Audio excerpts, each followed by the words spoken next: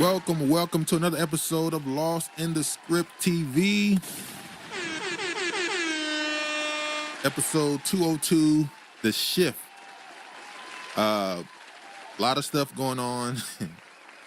Couldn't get back last week, but now I'm back this week. We're going to get to a lot of stuff going on and conversations that's extending more than I thought they would. And now I'm starting to get... I'm beginning to get a little bit curious about why certain things are still being talked about. I'm gonna get to that later. Some passings that came and some controversial reactions from some on others. We'll get to all of it. Hold on, give me a second.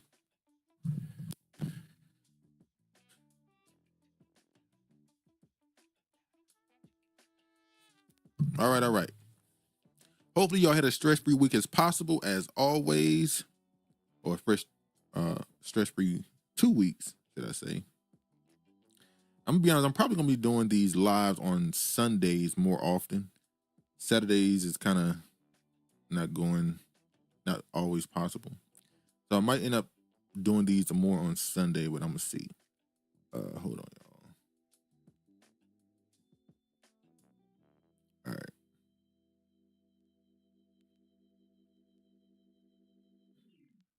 What up, Regina? And she said, we'll catch on the replay, but Theo, aka Malcolm-Jamal Warner, seemed like he wasn't finished yet. I agree, Regina. Hope you had a good week. Hope you have a good day. Hopefully you enjoy the replay when you get to it. Yeah, we'll get right into that right now.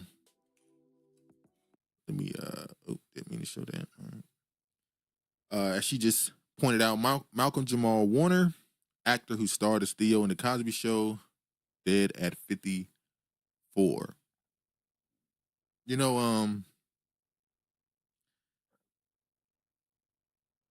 the last couple of years, obviously, he wasn't as mainstream popular as he's been throughout his career with his movies. And he's been more on his journey. I've seen a lot of people speaking on the things he's into behind the scenes and the platforms he do go on, the message he's been talking about and spreading. Yeah, I'm gonna get to that. What up, Malcolm? Finally, I can see you again. Welcome back to my timeline. I saw you comment on a video a few weeks ago. You was like, you know, you haven't been able to comment and stuff, so they finally let you free. But yeah, Malcolm-Jamal, the stuff he's been talking about, how he wants his legacy to be remembered, the message he's been connecting himself to his whole life, his whole career, and especially, like I said, the platforms he's been on the last few years. Definitely an inspirational type of person. He's always been, from what I've seen, the people who know him have called him a positive person, a person who look at things from the glass half full perspective, and definitely was a great. I'll say this: he was one of the people who you can say could be somewhat of a role model for people, especially people who were old enough to enjoy the Cosby Show and see him be somewhat of a representation for a certain segment of Black young men in our community, and not just on the television show and in real life. So, rest in peace to Malcolm-Jamal Warner. Condolences to his family, his wife, his children, and rest in peace.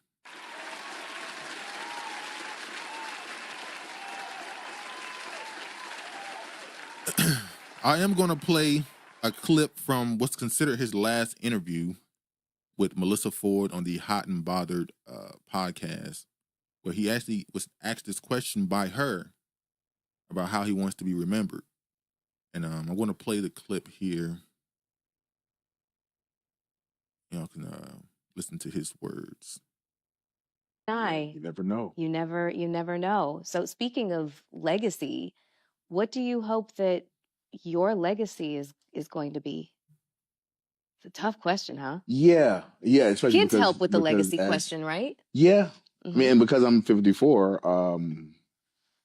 I think about that a lot. Mhm. So it's interesting. I remember my mother said to me one time that Mr. Cosby gave you immortality, Facts. That is very true. right? Mm-hmm.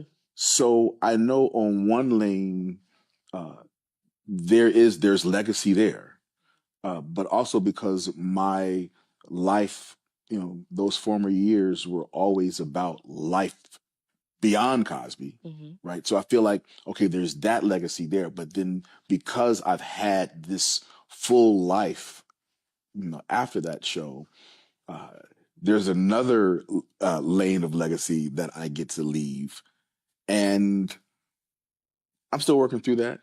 There is part of me that I will be able to leave this earth,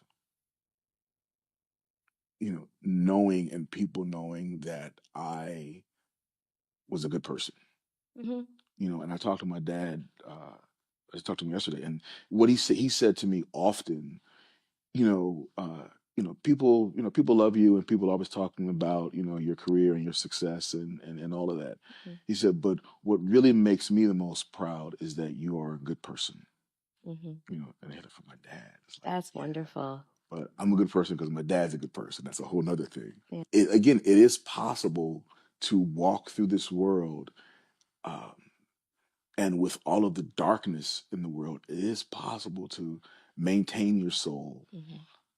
and be a good person. It is. It definitely is. Life, it's fragile.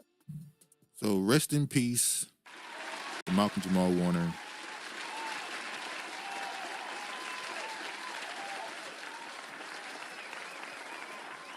All right. Craig says, "What up, Craig? Real Malcolm-Jamal Warner, yeah." And it's rare when someone passes away like this, and once again, there's just no. It seems to be a consistent agreement that, at least, especially when you talk about the industry, he seemed to have been just a normal, good person who had. Obviously, I'm pretty sure we are human, but he seemed to be a person who was at least cared about being seen as a good person in a righteous manner, at least. So, yeah. Okay. Totally different, same type of topic, but totally different reaction. We the death iconic wrestler Hulk Hogan, which obviously came with a whole discussion around him. The people who try to have the same type of reaction, they got, they got called out for it. It's not the same. Professional wrestler Hulk Hogan dead at age 71. You know what's crazy? A few weeks ago, I saw an article written. Oh, no, sorry.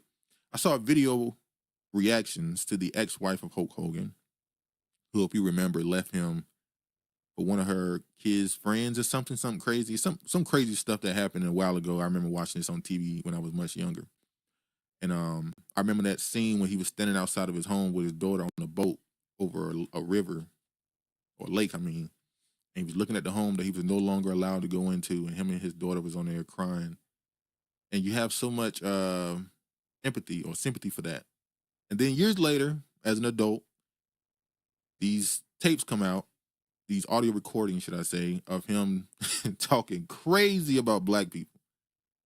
His son gets into a car crash or something like that, and he says to him, "Well, good thing you didn't die, because the worst thing could happen, you come back as a nigger."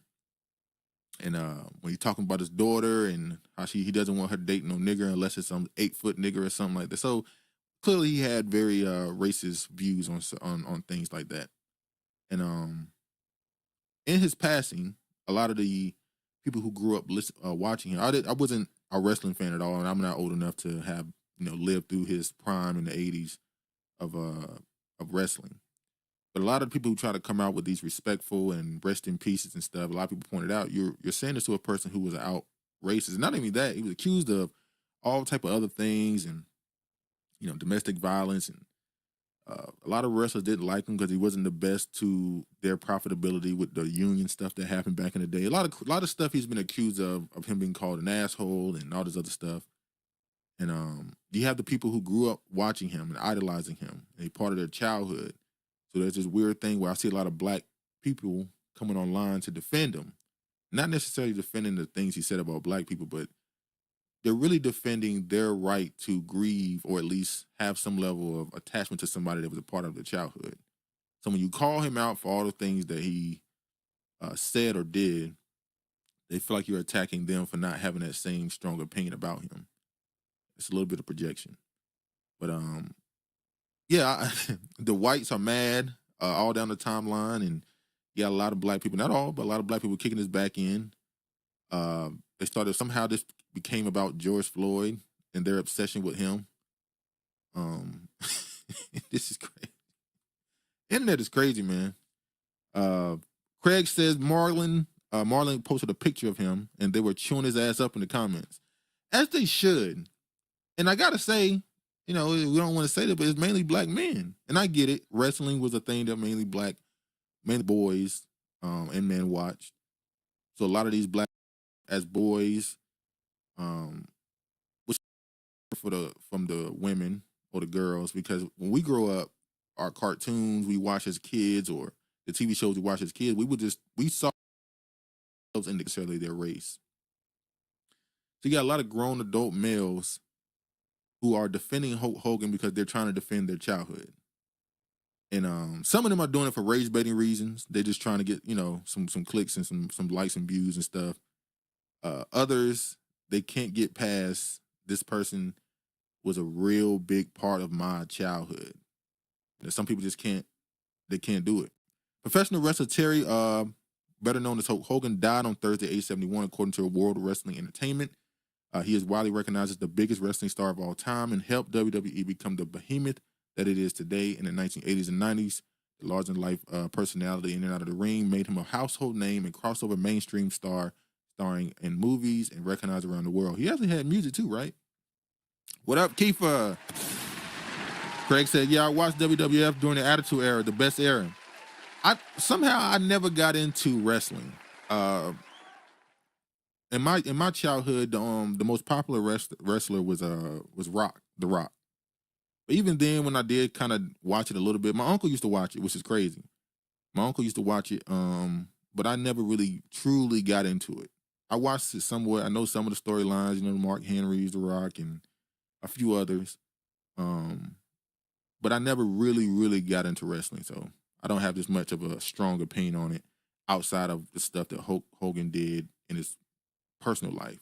As far as wrestling, I don't know. I know he was obviously really famous, the biggest name, the biggest star ever. So yeah, WWE is saddened to learn WWE Hall of Famer Hulk Hogan has passed away. One of pop culture's most recognized figures, Hogan helped WWE achieve global recognition in the 1980s. The company said in the post on X, WWE extends its condolences to Hogan's family, friends, and fans. So I'm gonna ask this question, because I always say when somebody passes, and I'm gonna be honest, when I say this, I'm typically talking about black people. I'm just staying on that and be honest. When someone passes away and they're a public figure and they may be polarizing, I always say when people pass away, it's over. Whatever they did is what they did. Now they have to deal with it in the afterlife. But as I said, normally when I say that, I'm talking about black people. I don't have, like I said, I'm kind of indifferent on this topic. So all the people that's mad and saying how when someone passes away, you shouldn't talk about them a certain way. Like I said, typically I agree with that. When it comes to outside of the race situation, I'm kind of indifferent. You do what you want to do, say what you want to say. It's up to you how you want to go about things. So it is what it is. Malcolm says, I always thought wrestling was too theatrical. Well, I guess that was the point, but I kind of agree with you. Once I got to a certain age, I just couldn't. I was always a person who was kind of either it has to be extremely obvious fake, like as a kid cartoons, or I had to be grounded in reality, and I had to be somewhat reality involved in it. And wrestling was wrestling, though the storylines and stuff is obviously fake. they weren't hitting each other as hard as they can. They were physically doing things that can injure them. People have died doing this. So I'm not saying it's completely fake.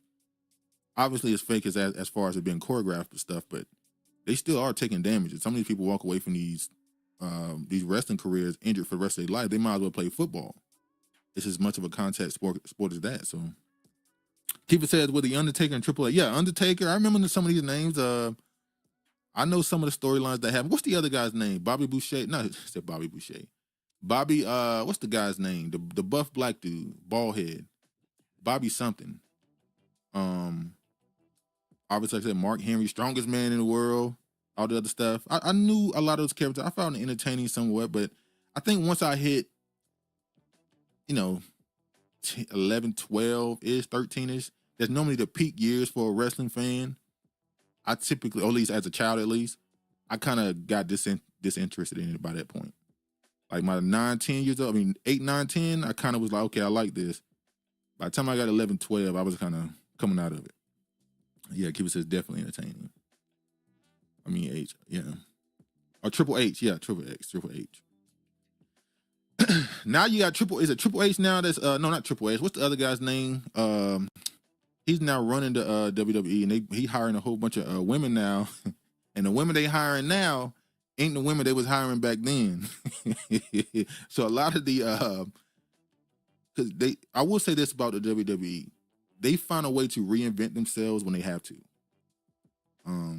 They've definitely focused more on the female side. It's grown exponentially. It was popular back in like the 80s and the 90s, I always hear, because they were a lot more explicit with the things they did in the storylines with the women. Then they kind of cooled off of that. Now they're bringing in women who are clearly leaning into some of those things, and a lot more black women are involved in wrestling now. So it's definitely having a second prime, or third prime, some people say. Craig said, I started watching it when I was 9.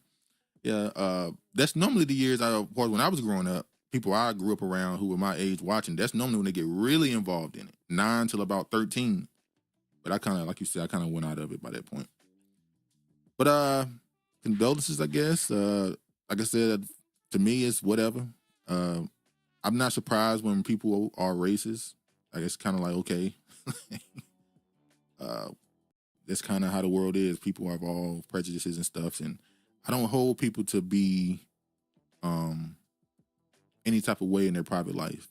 I don't have any expectations on anyone. So, but anyway,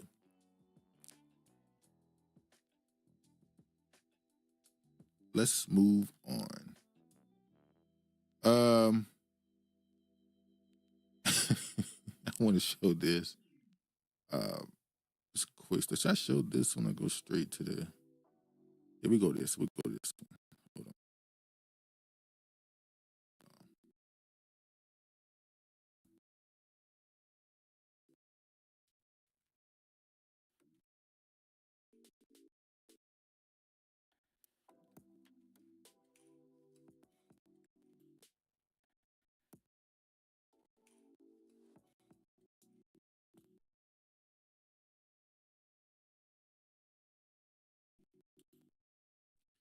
Woman accused of killing manager at East Point McDonald's sent to mental health evaluation. I kind of figured this was going to happen, honestly. When I saw how she looked, hold on, when I saw how she looked, I kind of figured this was going to happen.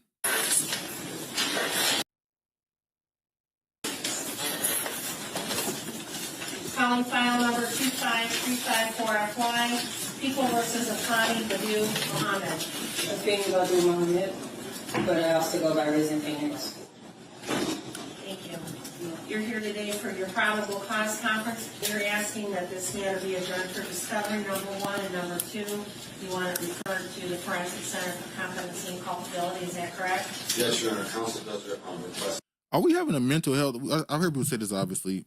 Are we having a mental health crisis in this country, or on the planet, really? Or is this just another thing being blamed on mental health? Obviously, this is the woman who's accused of stabbing the McDonald's manager because she had a crash out over not getting enough hours, getting sent home, arguing with the manager, who was a mother. and the mental health aspect comes into play. And you have people that say, don't let that be an excuse. These people need to be held accountable. And then the question then after that becomes, obviously, is what is accountability for a person who we think may have mental health issues? Do you just send that person to prison and lock them up, or do you try to get them some help to rehabilitate them? As I said, with all people who get accused of crimes. I said at the beginning, the second I saw the initial video of her posted on social media before or right after the crime occurred, that she clearly has some type of mental health problems. And obviously it's coming to this, that probably is what it is. Kiva says, nope, she's crazy. She's crazy. Yeah, so is with these type of people, because a lot of the mental health facilities were shut down, what we used to call crazy houses. They were shut down, a lot of them around the country. Is prison where you should send them, or should there be a separate place you send people who commit these type of heinous crimes, murder and such, where they can actually go get help? And how much of crime is mental health versus just a person who is just antisocial, it's against following society and standing in line with what we consider right and wrong? Because obviously most of the people know things are wrong and they still do the crime. Is that a sign of mental health problems? Because I guess you start going into the people that call themselves abolitionists at that point, where they just disagree with the entire concept of prison. So they think anybody who commits a crime, for the most part, breaks the social code that we created through laws. That person has mental health problems, technically. I don't know. But in the article, she's going to be sentenced and stuff. Like I said, you have people having a debate about mental health versus just criminality as in itself, and how do you deal with those people. And we'll see what happens with her. Unfortunate condolences to the family. It was unfortunately, life was ended in this situation. And then it also goes back to when we talk about background checks. Even when because normally when people talk about background checks when it comes to mental health, people only focus on jobs where it's seen that you have someone else's life in your hand. When it comes to stuff like police, military, or anything like that, you should also count that when you talk about working at any type of job. Or is that unfair? I'm not saying if you have a person who has to take some type of medication or something that shouldn't be able to work. I'm saying that should be on file and understood that this person has to be handled a certain way because of this. But I don't know, maybe that's unfair. Kiva says jail and rehabilitation. Well, how does that work? Do you rehab them first, or do you give them a sentence and then rehab them? Or is the rehabilitation a part of the sentence? So they serve time in the facility and that counts towards their time in jail. I guess that's how it normally works. But I don't know. Anyway, I want to show this here. Because Candace Owens, she's kicking up. She's been talking about this particular story for a long time. And it's finally come to a head where she got the response. And I don't think this is going to go the way that Macron thinks it's going to go. But as you see here, France's first couple sued Candace Owens for defamation over claims that Bridget Macron is a man. He would say, I think it depends on the crime. Well, yeah.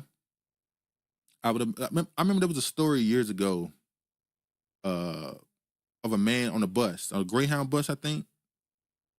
And this man who had extreme mental health issues in the middle of the ride decided to pull out a weapon and attack a passenger on the bus and stabbed him so much that he actually decapitated him. And he was set free. It was understood that he had extreme mental health issues, that he was on medication, and he had a freak out moment.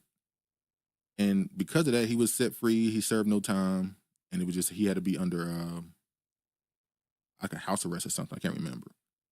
And I thought, man, I don't know if that's fair. Because if you're a family member, you hear that story, as grotesque as it is, as crazy as it is, there's no way you walk away thinking that justice was served at all for your family member who was asleep when it happened. So I guess that would be a situation where there should definitely have been some type of jail time.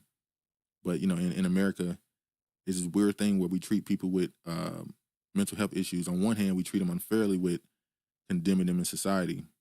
But on the other hand, they kind of get a pass when it comes to criminality. It's kind of a weird place. But anyway, Candace Owens been sued. Macron and his wife suing her for defamation. Now, when I saw this, I thought I didn't know that they had been sending her cease and desist or whatever you call it for months, trying to get her to take certain videos down and retract certain statements, and she did not do it. I see a lot of people saying that they're gonna ramshack her. They're gonna take everything she got, but she's standing on it strongly. Let me play what Candace Owens had to say in reaction to this lawsuit. You were born a man and you will die a man. That's the point I'm making. So give us a sample. I'll send my doctors to take your blood. Figure it out real quick, however you want to go about this. Hey, how about just giving us some pictures again of you growing up, raising your children? That would be fine. For whatever reason, to phone, by the way, like I said, we'll get to the bottom of it, right? That is what discovery is for. I'm going to ask a lot of questions. You're probably hoping, this will go away, and at least we'll say we sued her. We'll say we went after her. She'll probably file for this to get dismissed. I'd like to make it to discovery. I think that we owe that to the world. Anyways, you guys, we are revolting against this. We're revolting against the perverts that run the world. And I want to be very clear here. I count you among them. I think you're sick. I think you're disgusting. And I am fully prepared to take on this battle on behalf of the entire world. Okay? That's what I'm going to say. On behalf of the entire world, I will see you in court. Now, here's where this, I don't know what is it going to go. Yes, I watched a lot. I didn't watch the entire one, but I did watch a few of the clips or the videos where that was during the time when she was going after Kamala, and I mentioned that she was also going after them. I did watch some of those, and she has, as always, very detailed explanations for why she's saying what she's saying. So this is where it gets iffy for me, because I don't know how this is going to go as far as defamation. In this new society we're in, and the things that's being put on the books, the policies that's being put on the books, if a person says that they are of another gender, it is supposed to be hate speech to call them what their birth certificate would say they are, which is not, now we know you can now go back and change your birth certificate. If this lawsuit, if the argument against Candace Owens used by the Macrons is, well, it doesn't matter what you say I am, I have always been a woman, and you calling me a man when I'm not, quote unquote, is defamation. Could that work in court? Because we've been seeing this argument for the last decade about what is a man, what is a woman, which should not be a question, obviously. But if that has been come up to be something to be disputed, then in court, they very well could win, I guess. Because they've now said that a person who is born one thing can say they're the other, and they always were that. So it doesn't matter what she actually is. What she says she is what she is. And I say she as in, put it in quotations. So I don't know how this goes. So even if you prove that she was this person was born a man, it doesn't negate what they're saying in this new society. Keeper says very well supported evidence. Yeah, pretty much proved it. Really. Like I said with what's his name? The other guy I showed the other day, and I showed his wife, and she clearly looks like a man, but shout out to Candace, I guess. We'll see where this goes. This is a very this is a interesting. By the way, bravo for the rebrand that she's been doing she kind of left the political. She still talks politics, I think, but she kind of don't stand on politics as much as she goes into the conspiracy realm a lot more, which is obviously is easy to gain even a bigger audience there. So, congratulations to her, I guess. Let's see what we got.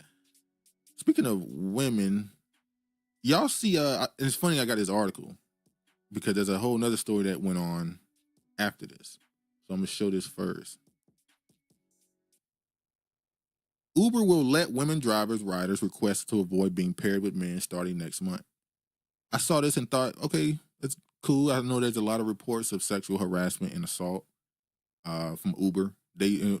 Some of it is Uber's fault because all of it's Uber's fault because they're hiring these people, but they don't do proper background checks with a lot of people, and some of these people were already people who had sex offenders, and they were hiring these people to drive with women, and it was leading to some sexual assault and harassment cases.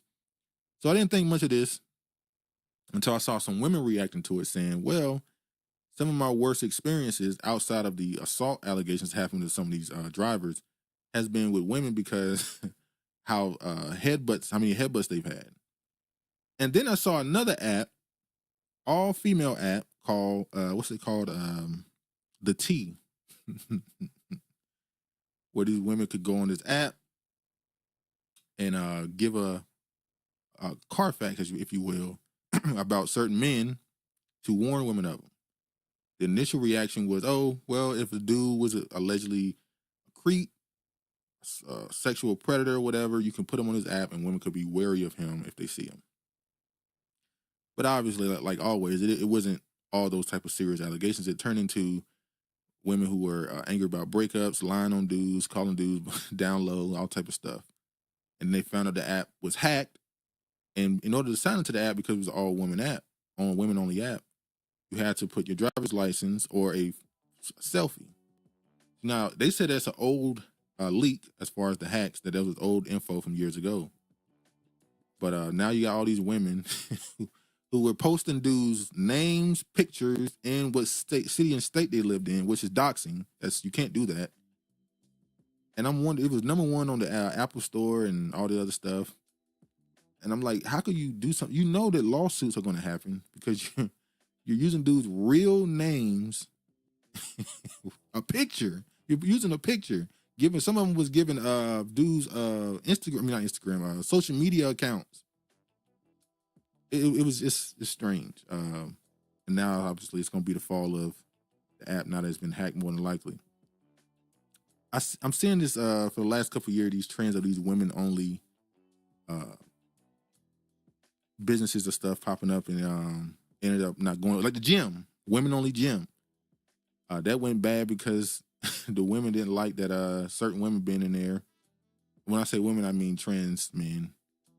And that fell apart because, that's been a war for the last couple of years about who's really a woman.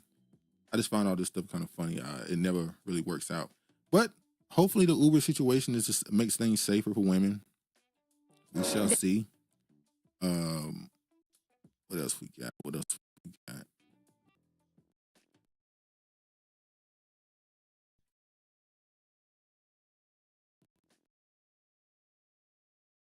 There was an interview.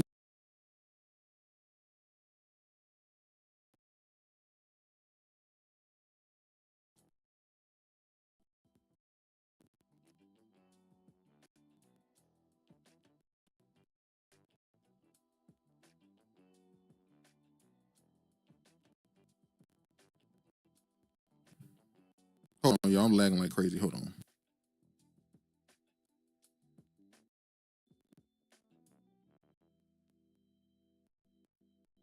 Oh, there's only.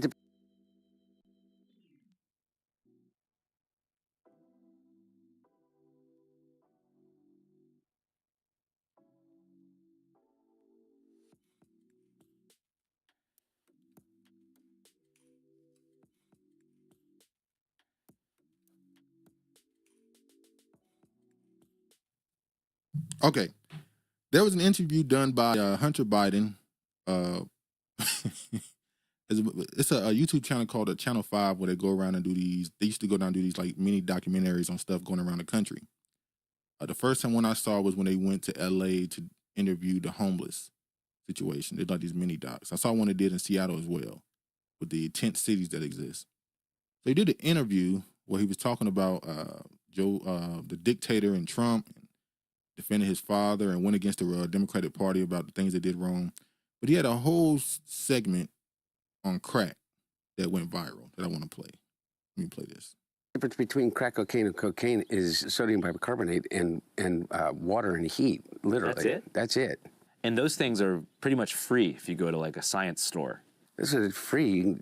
You can go to your neighborhood convenience store and just get. Anyway, I don't want to tell people how to make crack cocaine, but it literally is a mayonnaise jar, cocaine, and baking soda. How different is the experience? It's vastly, vastly different. And like for real, I feel really reluctant to kind of have some euphoric discussion. I know you're not asking me to do that, but have some euphoric discussion. He's tempted to say something good about crack right now in this small conversation.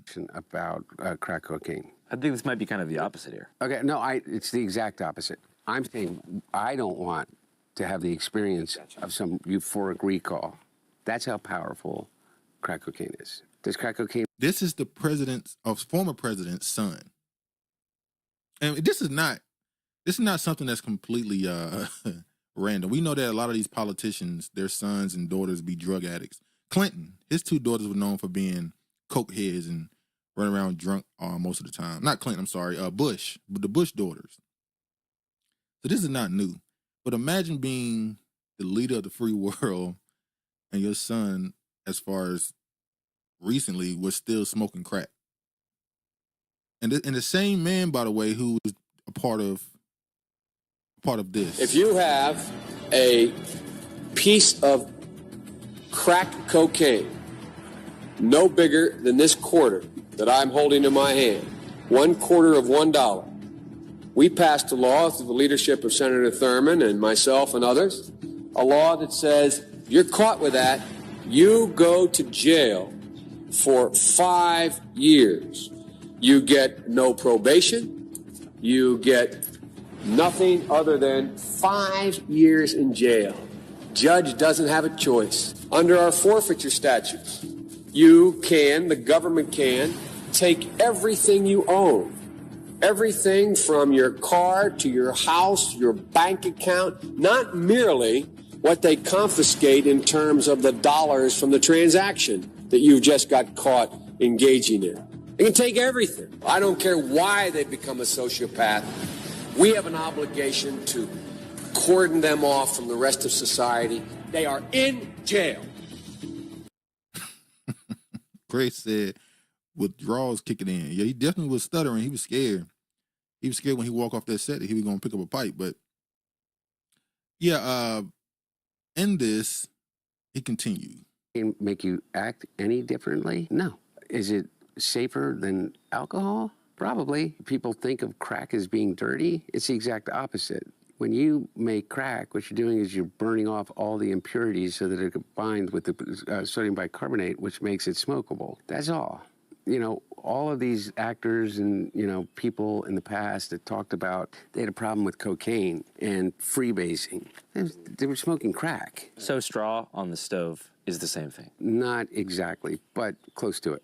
But it's a little bit different. But anyway, my point about it, your point about it, which I think is true, is that there's a thing about crack that is really insidious. And what it is that any time, I think one of the reasons that they believe that smoking cigarettes is so addictive is because it combines three really important things. It's habit forming, there is an oral fixation, and there is a ritual combined with it. And so the idea of hand to mouth is a habit and a fixation that we learn very early, even as children. With a pacifier, with a spoon, with your thumb, even to breastfeeding. Okay, so. You're getting deep on this. What up, Honorable? Hunter is the smartest man he knows. Yeah, he going deep on it. Really. So I don't want to get into the psychology of it because I'm no expert, but You sure? I think you are an expert. I mean, I would imagine a person who's a former I'm gonna say former in quotations, crackhead is definitely an expert on crack. Do know this, is that you combine with that ignition, combustion, and then you combine the ritual. You have your cigarette in the morning, you have your cigarette when you get out of the car, you have your cigarette with your coffee. Crack is that on steroids. It's over and over. There's ritual to it. There's a ritualized part of it. The combination of all of those addictive behaviors together becomes like really powerful. And the drug in and of itself is a more immediate euphoric sensation and connected to it than, in my experience, cocaine alone. Does it require more frequency to maintain the high? Yes. Yes. And the capacity to use more than you could otherwise with powder cocaine, just physically to be able to ingest it. So you're kind of saying that cocaine reaches a certain plateau of euphoria where you can't necessarily get any higher? In my experience, yes. This is like a PSA. If you want to completely, utterly fuck up your life, I don't think that anything is necessarily, oh, you do it once, you're addicted. But there's about the closest thing that statement could be true would be with crack cocaine. Oh, boy. See, that's the problem. All Joe had to tell his son was just say no. And I saw people on the right-winger people, and I call them that, but, it is what it is. When they were talking about Joe Biden, they were saying that it is Joe Biden's fault that his son turned into a crackhead. We tend to forget the pardon that happened, and the pardon wasn't just for drug usage and carrying a firearm. He was pardoning him from what happened in Ukraine and Russia and China, business dealings that he had back in 2014. Till last year, December, I think it was. But some people believe that after Joe Biden's son, Bo, died, people say that was his favorite, the one who was in the military, he had office in Joe Biden's home state, that the pressure was put on Hunter to fulfill certain obligations for the family business, and that pressure led him to drug usage, prostitution, yada, yada, yada. And, yeah. By the way, another thing that happened that people kind of look past when Hunter Biden's laptop came out, did anybody else see the discussion about Hunter Biden and the prostitutes on his laptop, but yet one of the women or one of the people on that laptop they thought was one of Obama's daughters? I'm not saying that's true, by the way. That's what the right-wingers were pushing. And the stuff on that laptop kind of just, faded away, even after it was proven it was real. Honorable says, would love to hear why he thinks his father believed it was okay to treat blacks doing the ritual different than his own son. Well, people going to treat their son different from a stranger, and especially if they're stranger of another race, so that's not a surprise. It's just karma.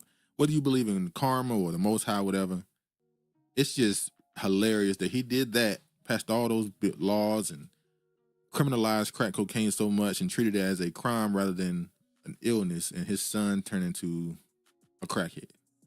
Just chef kiss, right? All right, and by the way, another thing that I've seen the Democrats doing after that interview, they started pushing for Hunter Biden. Hold on, y'all. They started pushing for Hunter Biden to go on Joe Rogan's podcast. They were like, finally, we found a Democrat who could shine on the Joe Rogan's podcast. And you want to send the former president's son on a biggest platform in podcasting, really in somewhat in media, to talk about crack and his addiction to it. I guess maybe you could say it would humanize him. Maybe some of those people would find some level of common ground with him on addiction and trials and tribulations people go through. But I just thought that was hilarious. You want a crackhead to go on the stand for Democrats? Okay. All right. Another conspiracy. Speaking of conspiracy theories, I'm pretty sure y'all have all heard the whole thing where when you're going to get your driver's license or an ID and you sign, you can choose to be an organ donor. How I remember hearing the people older than me say, don't ever choose to be an organ donor, because when you are in a situation where your life is at risk, they won't Russia's hard to save you because you're an organ donor. It was always been a quote unquote conspiracy theory. Well, a push for more organ transplants and putting donors at risk.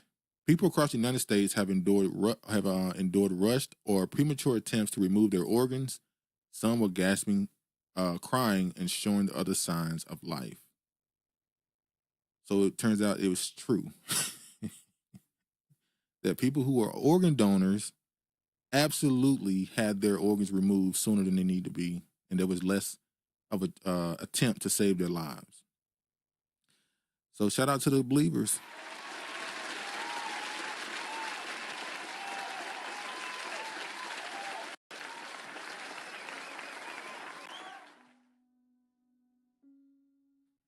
All right. Last spring, a small Alabama hospital, a team of transplant surgeons prepared to cut into Misty Hawkins. The clock was ticking. Her organs wouldn't be usable for much longer. Days earlier, she had a vibrant 42-year-old with playful sense of humor and love for the Thunder Beach motorcycle rally. But after Miss Hawkins choked while eating and fell to the coma, her mother decided to take her life support and donate her organs. She was removed from the ventilator and, after 103 minutes, declared dead. The surgeon made an incision in the chest. We don't need to read all the details. Across the United States, an intricate system of hospital doctors and nonprofit donation coordinators carries the tens of thousands of life-saving transplants each year. At every step, it relies on carefully calibrated protocols to protect both donors and recipients. But in recent years, as the system has pushed to increase transplants, a growing number of patients have endured premature and bungled attempts to retrieve their organs. Though Ms. Hawkins' case is an extreme example of what could go wrong, the New York Times examination revealed a pattern of rushed decision-making that has prioritized the need for more organs over the safety of potential donors. Man, oh man.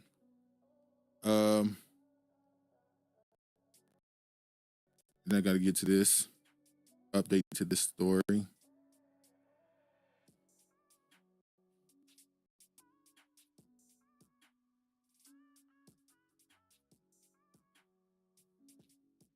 Pro Football Hall of Famer and podcast star Shannon Sharpe settles sexual assault and battery lawsuit. 50 years old, dealing with a 20-year-old woman. She retired. She sued you for sexual assault. Then came out after you settled and made a statement saying that it was a consensual, tumultuous relationship. And then made a post saying she's retiring from OnlyFans. Hook, line, and sinker. She played a long game on his ass. Former NFL star Shannon Sharpe has reached a settlement with the anonymous woman. She's not anonymous, but who filed a lawsuit against the famed tight end, accusing him of multiple instances of assault, sexual assault, battery, and sexual battery, according to the statement from the accuser attorney on Friday. Both sides acknowledged a long-term, consensual, and tumultuous relationship. Attorney Tony Busby said, after protracting and respectful negotiations. I'm pleased to announce that we have reached a mutual agreed upon resolution. All matters have been addressed satisfactorily and the matter is closed. A lawsuit would thus be dismissed with prejudice. A spokesman for Sharpe confirmed the details of Busby's statement and said that the three-time Super Bowl winner would not be commenting further on the matter. The terms of the settlement were not disclosed. The lawsuit originally sought $50 million for punitive damages. How much y'all think he gave her? I've seen people saying 20 million, 25 million, or something like that. I don't think so. I think he gave her like 8 million. I don't think he gave her the full 20, 15. I see people saying. I think he gave her under 10 or less. That's what I believe. It's so embarrassing. Just imagine how many black women internalize the things he said about what he don't like about black women. Shake my head. But let's be real. When you see this woman, and there's no disrespect, when you see this woman, she is your very typical average-looking white woman or white young woman. Everything about this relationship, to me, was strictly, it was race play. That's just my opinion. Not only through the text messages do it prove that, but when I look at him and look at her, that entire image creates what those text messages say. I think their entire relationship is strictly racial sex, not just regular sex. It was built on that. And the big black man. And that's what he's into. She gave it to him, played a long game on him, and she walking away with a bag. He's saying that she did this because she found out he was dealing with other women. That may be true, but she had already laid the groundwork early to come out on top in the end. Imagine getting played by a woman that's, 30 years your junior? Like, she's 30 years younger than you, and she still seemed to be more gamed up than you is. You didn't see it coming at all. Crazy. I'm gonna say they claimed 20, and the judge from the other case said not to get rid of those tapes. What's that about? I guess you don't want to damage, you don't want to destroy or damage evidence, because let's say, although this case is thrown out, the civil case, by the way, is thrown out prejudice in this situation, which means she can never refile this case civilly. If another case happens that's similar and it's criminal, they will be able to go back to this evidence to kind of show a light in a history of certain things happening. Anonymous said, did anyone report back to the public what she was doing on OnlyFans? Never seen it. I didn't see anybody post nothing. I'm guessing she wasn't doing nothing too crazy, because I feel like if it was some real X-rated stuff, they would have posted it. I feel like she did what a lot of the women do on OnlyFans, which is post some bikini pics, some OnlyFans. Most of their OnlyFans content be Instagram content. So wearing some bikinis, some pasties over the nips, teasing these dudes, getting all their money. So nothing really came from it. But I think he has another case he got to deal with. And I think the reason why he settled this case, obviously, is because he wants to get back on ESPN as soon as possible. He didn't want this to drag out too long. He settled it now, because by the football season is right around the corner. So he had to get it moving. And when you hear a lot of these people who get accused of this, who have a lot of money, who settled, they always say that their lawyer will come to you at some point and say, this is the number that they want. This is the number you are at risk of losing if you don't just give them the money from sponsorships and all this other stuff. And they just cost away the benefits and say, look, just give them the money. You'll make it back in a couple years. You'll be able to triple this in 2 years if you give it to them now. If you don't give it to them, you're going to miss out on a lot more money from a lot of other possible sponsors and stuff. So, yeah. But got what he earned, man. Now I want to show this. Speaking of people getting these Karens. New York police chief placed on leave after girlfriend attacks teen neighbors in viral video. Let me play this right quick. Go in the crib. Go in the crib. You don't even pay for this. Go in the house. Go in the crib. This is my estate. Go in the crib. I don't care. Go in the crib. We are. Go in the crib. Yo, look at go in the crib. I don't care. Yeah, what do you do? I don't Section care. 8? You Apparently, the neighbors was a young black male and a Spanish male, I think, who were neighbors to a police chief's girlfriend. Or maybe this is the police chief's house and this is her house. I don't know. But she got a little too brave in this encounter. You mad. Go in the house. Go in the house. Go in the house. Go in the house. Go in the house. What? Touch me. Touch me. Touch me, all man. What? Fuck you. Touch me. Touch me. What the fuck is you talking about? Now, this is what is confusing to me. If you look right here, the two young dudes are antagonizing her, even though she is the one who started it with them. They're joking on her, they're laughing at her now. They're young dudes, they're just teenagers, they're just laughing at her. She was about to go into the house until she saw her. Then she get brave and run up on them and assault them. I just touch me. Touch me, all. Touch me. Touch me. Fuck is you talking about? Fuck is you talking about? Nah. And the Caucasian dude see this happen, and he just, because they are minors, he just tries to help her up after getting knocked down, and he's going about their day, I guess. Otto says the ghetto. Craig laughing. Like, am I crazy? But I always recognize that online when you see these videos go viral, how often there's some Caucasian woman putting hands on, particularly on a black man. I've seen it happen at events, outside of clubs. We've seen it happen at restaurants and crowds. How often they're so fast to put their hands on a black man? I don't know why they always. Maybe it's this.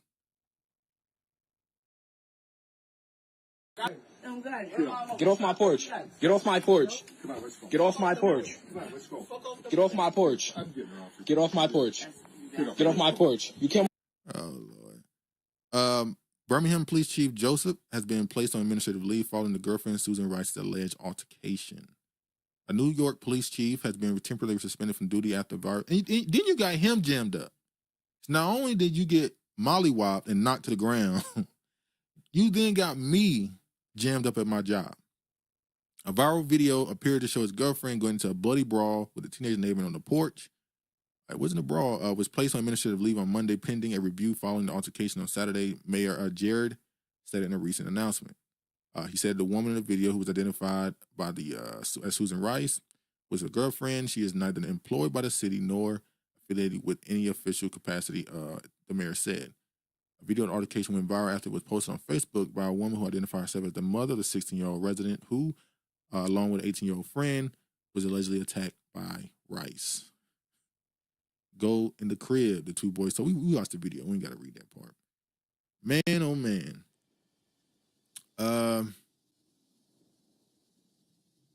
It gave her everything she wanted when she walked on that porch, right?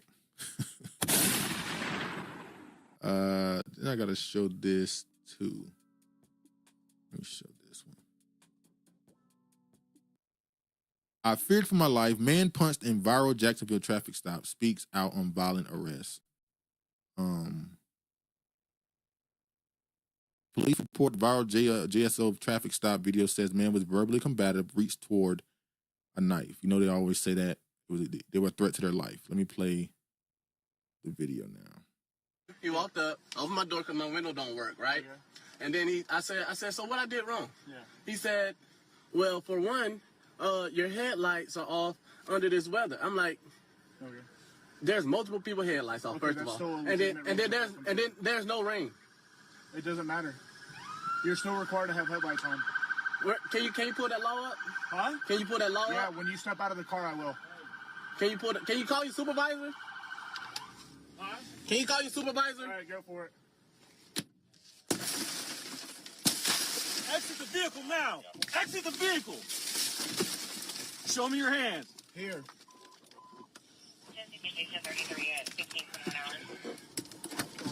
I'm here. What is your reason, sir? Step out. What is your reason? Step out now. All right. No, don't. Stop fighting. Put your hands behind your back. Put your hands behind your back. Hands behind your back. What's wrong with you? I was putting my hands behind my back. I was doing Ain't no talking now, man. Ain't no talking. I'm fucking stupid shit, bro. I was doing it, bro. What's going on, man? You're under arrest. That's what's going on. No, bro. Yes, bro. You Yes. have a lawful reason, Big bro. knife center in here, too. You gonna throw me one like that, bro? Yeah, I'm gonna take it off now, of you, man. bro. Yeah. And I'm just trying to have a regular conversation with y'all, bro. That's not how it works. Too late. It ain't no too late. When they asked you to step out of the vehicle, you should have done that shit. Sir, your partner didn't even ask. Marijuana in his right pocket. Yes, it is. So why close the door if you see him pull up? I hate to say it. I noticed that noticed the accent. I'm sorry, not the dude who's driving, the police officer. Hey, man, what you mean? He talking about arresting me and stuff, bro. I didn't do nothing. It's called resisting, idiot. I didn't do nothing wrong, sir. Can you back me up to the car so I can clean up? Shut up. You was busting my shit,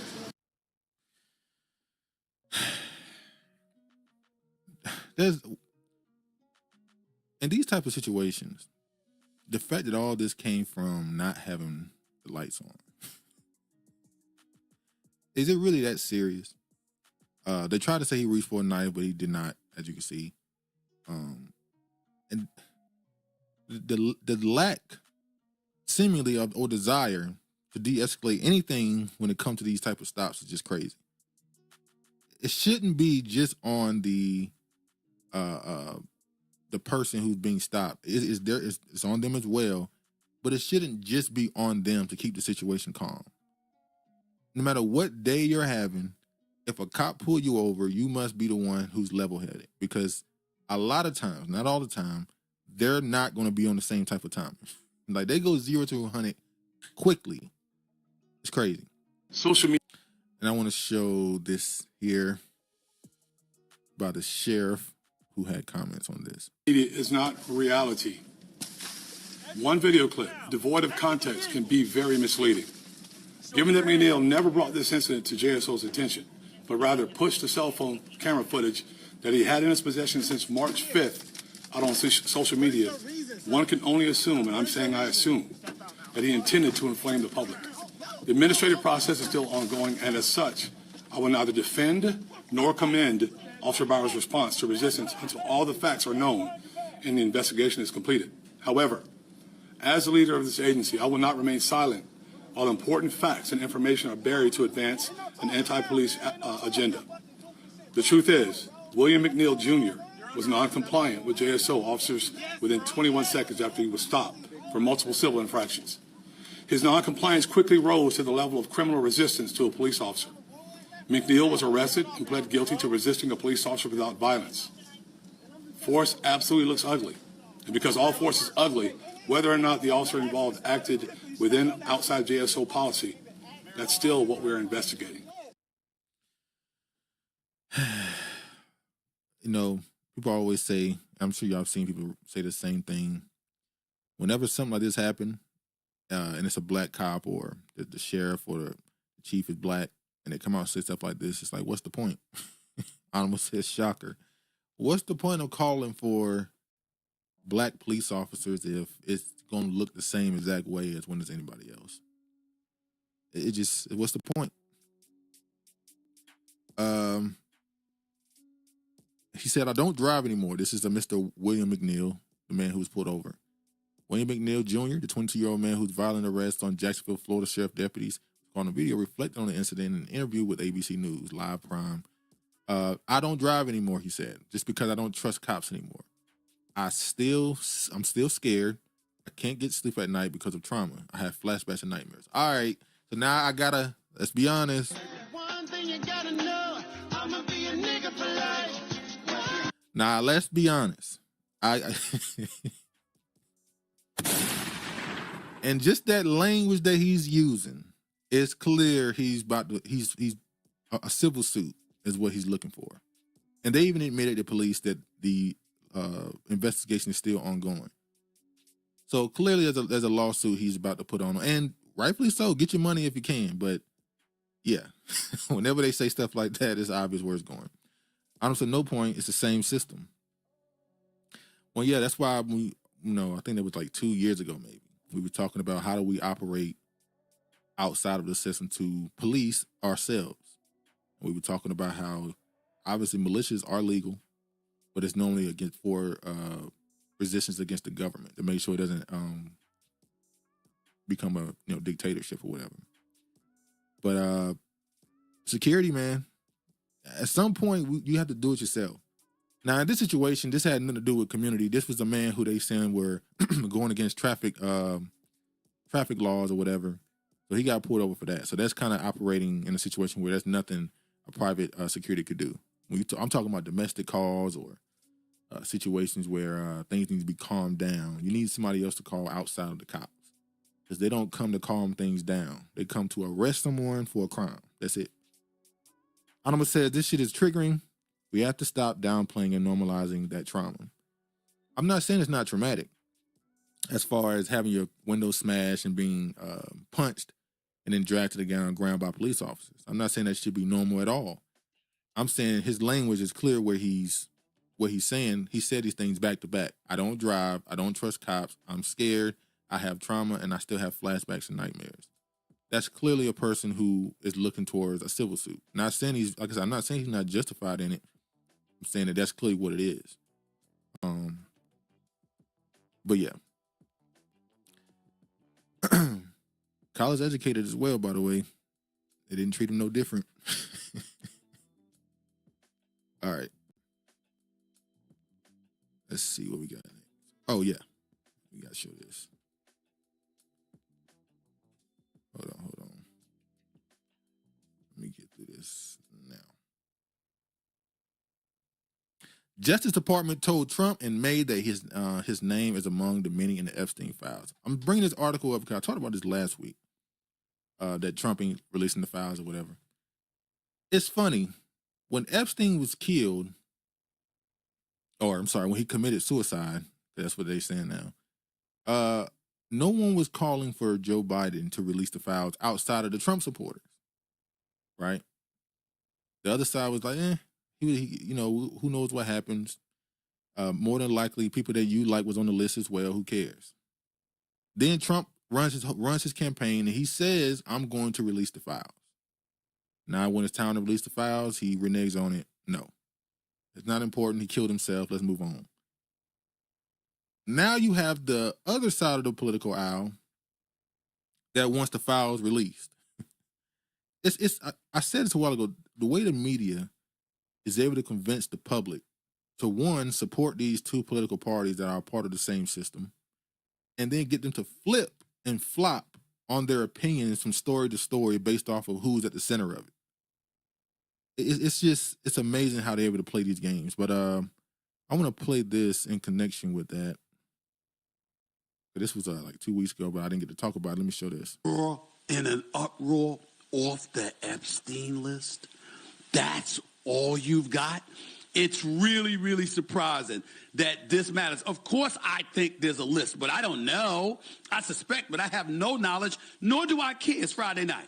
I'm getting ready to go out and enjoy myself. I'm getting ready to have a nice weekend. I can give a damn about the Epstein client list. This has no effect on me whatsoever. I have a life. I don't understand for the life of me why this matters so much to these. I'm talking about people losing it. They're crying on camera. They're talking about resignations. They're pissed off about everything. I'm like, really?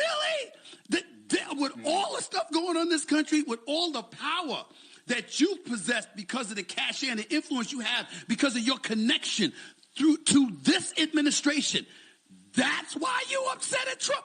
I didn't blame Trump one bit for looking at them and saying, really? That really matters to you? That's really that important? Now, maybe he had a different reason for saying it, trying to be evasive or whatever. I don't know. But I do know this.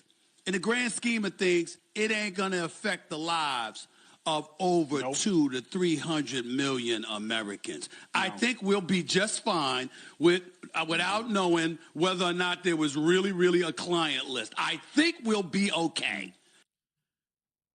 Stephen A. Smith is saying it doesn't matter if we ever get the list of people that were a part of a pedophile ring.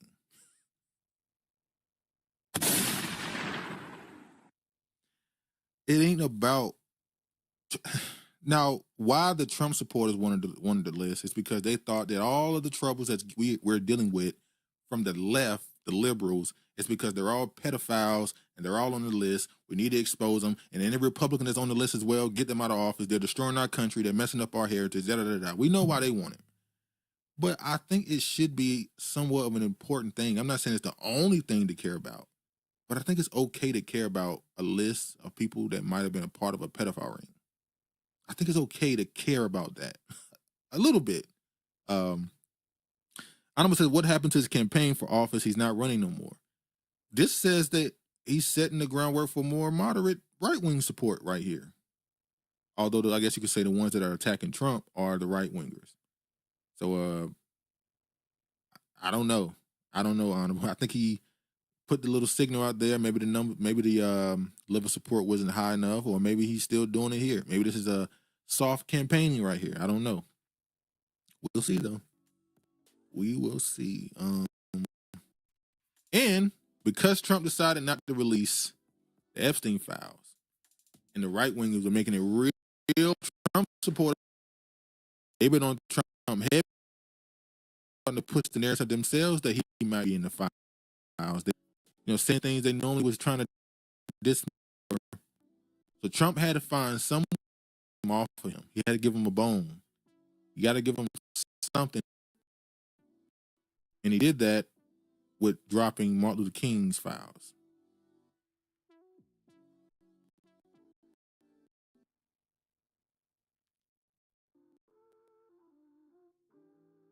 So he was able to do that with dropping the King files to distract people from not getting the Epstein Files. You see here a statement from Dr. King's family on these released records. Let me read some of what his family had to say about these files being released. And I said this before, and back when he first said he's going to release these files. When we read this stuff, you need to read it in context that these were people that hated this man, and they were part of the agencies in the U.S. government. They really shouldn't be believed. Most of the stuff they're saying can't be believed. Not saying none of it is true, but we got to look at everything with a grain of salt. So this is a statement from Martin Luther King III and Dr. Patrice A. King on the release of Dr. Martin Luther King Jr.'s assassination files.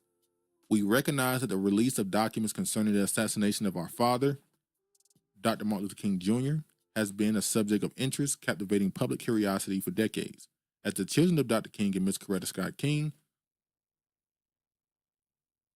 his tragic death has been an intense personal grief, as a devastating loss for his wife, children, and the grandchildren he never met. An absence our father has endured for over 57 years.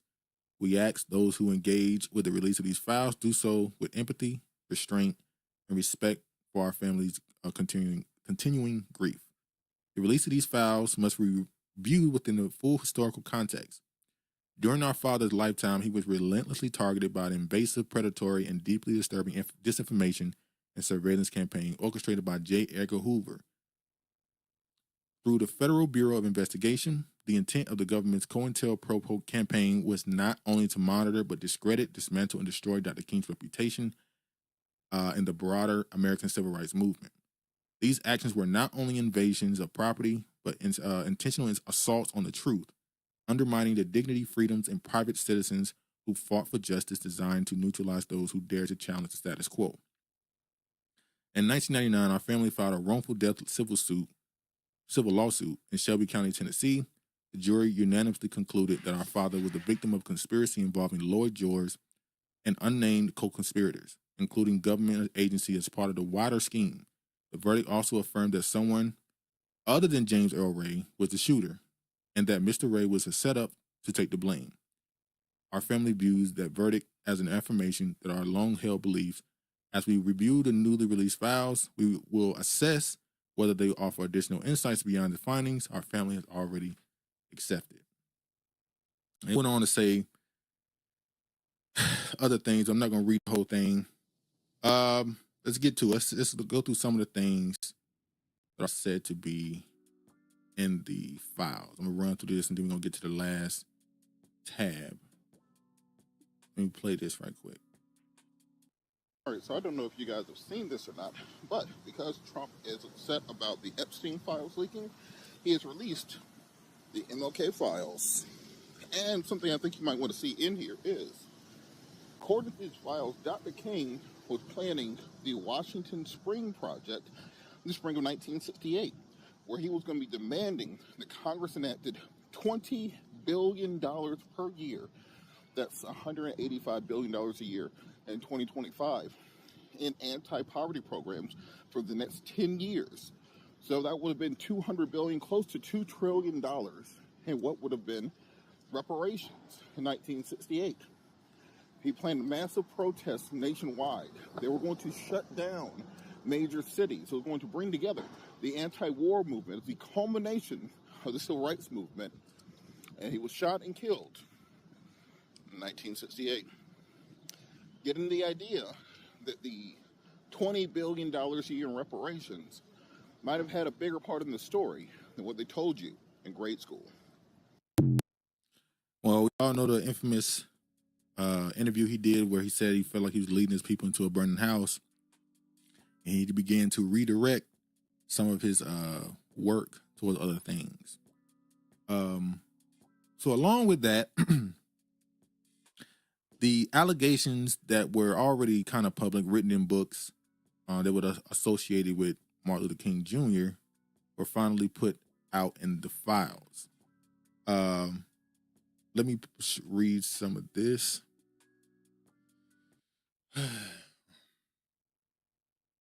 All right. With the fund, this is in the files. With the funds that he had received from Ford Foundation, King held the first of two workshops in Miami, Florida, in February 1968 to train Negro ministers in urban leadership. One Negro minister in attendance later expressed his disgust with the behind-the-scenes drinking, fornication, and homosexuality that went on at the conference. Several Negro and white prostitutes were brought in from the Miami area. An all-night sex orgy was held with these prostitutes and some of the delegates in attendance. One room had a large table in which was filled with whiskey, and two Negro prostitutes were paid $50 to put on a sex show for the entertainment of guests. A variety of sex acts deviating from the normal were observed. The activity is not new to King and his associates. As early as January 1964, King engaged in another two-day drunken sex orgy in Washington, D.C. Many of those present engaged in sexual acts, natural as well as unnatural, for the entertainment of onlookers. When one of the females shied away from engaging in an unnatural act, King and other of the male present discussed how she was to be taught and initiated in this respect. Throughout the ensuing years and until this date, King was continued to carry on his sexual aberrations secretly while holding himself in the public view as a moral leader of religious conviction. Honorable says one person accounting of this happening. Yeah, that's why it's BS. Because the man who said this happened also is the same man that said that the U.S. government had no material benefit, as the guy said, and killing Malcolm X either. So yeah, I'm gonna read this a little bit. It was learned on February 1968 from a very responsible Los Angeles individual in a position to know that King has been living an illicit love affair with the wife of a prominent Negro dentist in Los Angeles, California, since 1962. He believed King's father, the baby girl born with this woman, insomuch as her husband is allegedly sterile. The child resembles King to a great degree, and King contributes to the support of the child. He calls this woman every Wednesday and frequently meets her in various cities throughout the country. The individual who reported this is himself a prominent Negro who is related to by law to King's mistress. He advised he has known King since 1960 and refers to him as a hypocrite. He also reported that King is having illicit love affairs with three other women, one of whom is Joan Baez, the nationally known folk singer. The prominent Negro who first the information said he was appalled that a man of King's low character could cause such a trouble for both Negroes and the government. Causing trouble. As can be seen from above, it is a fact that King not only regularly indulges in adulterous acts, but enjoys an abnormal by engaging in group sexual orgies. These facts about the Nobel Prize winner make his remarks seem. Hold on, sorry.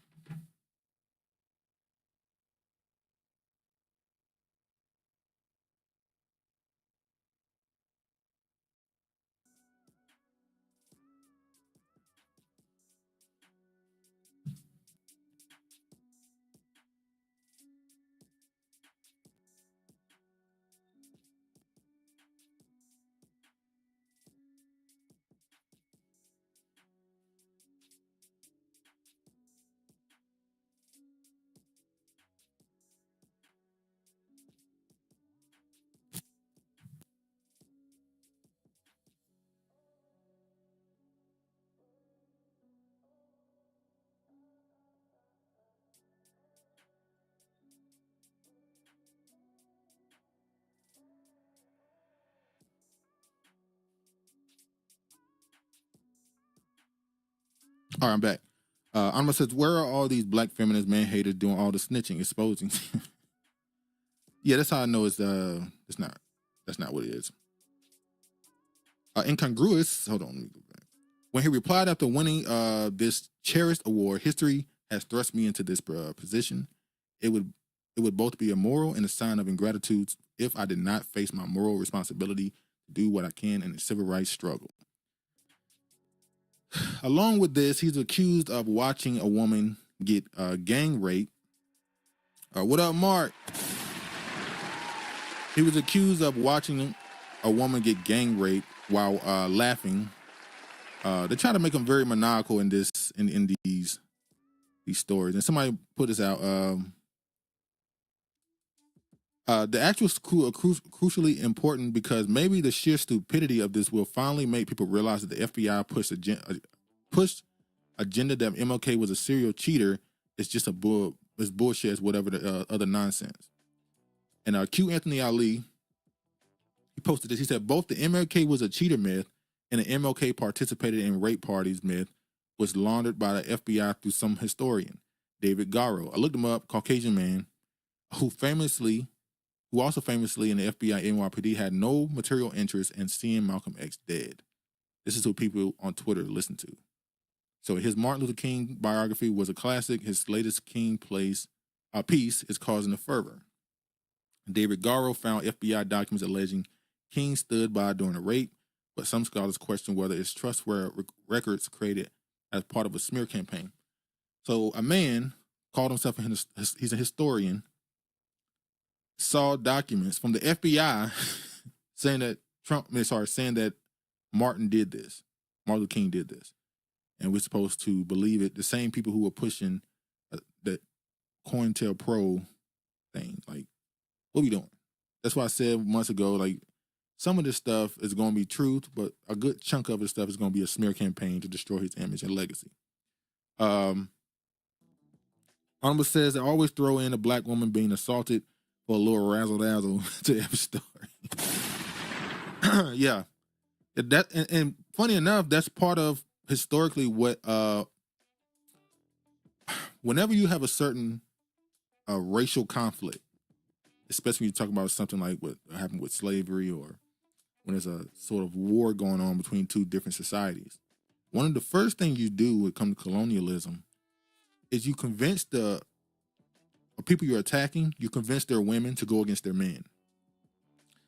You have to find a way to convince the women that their men are actually holding them captive, that they are slaves to their men, that they are being harmed, physically being killed and violent towards by their own men, so they'll be more open to spread the same agendas against them as you will, which we've seen in America. You know, just being honest.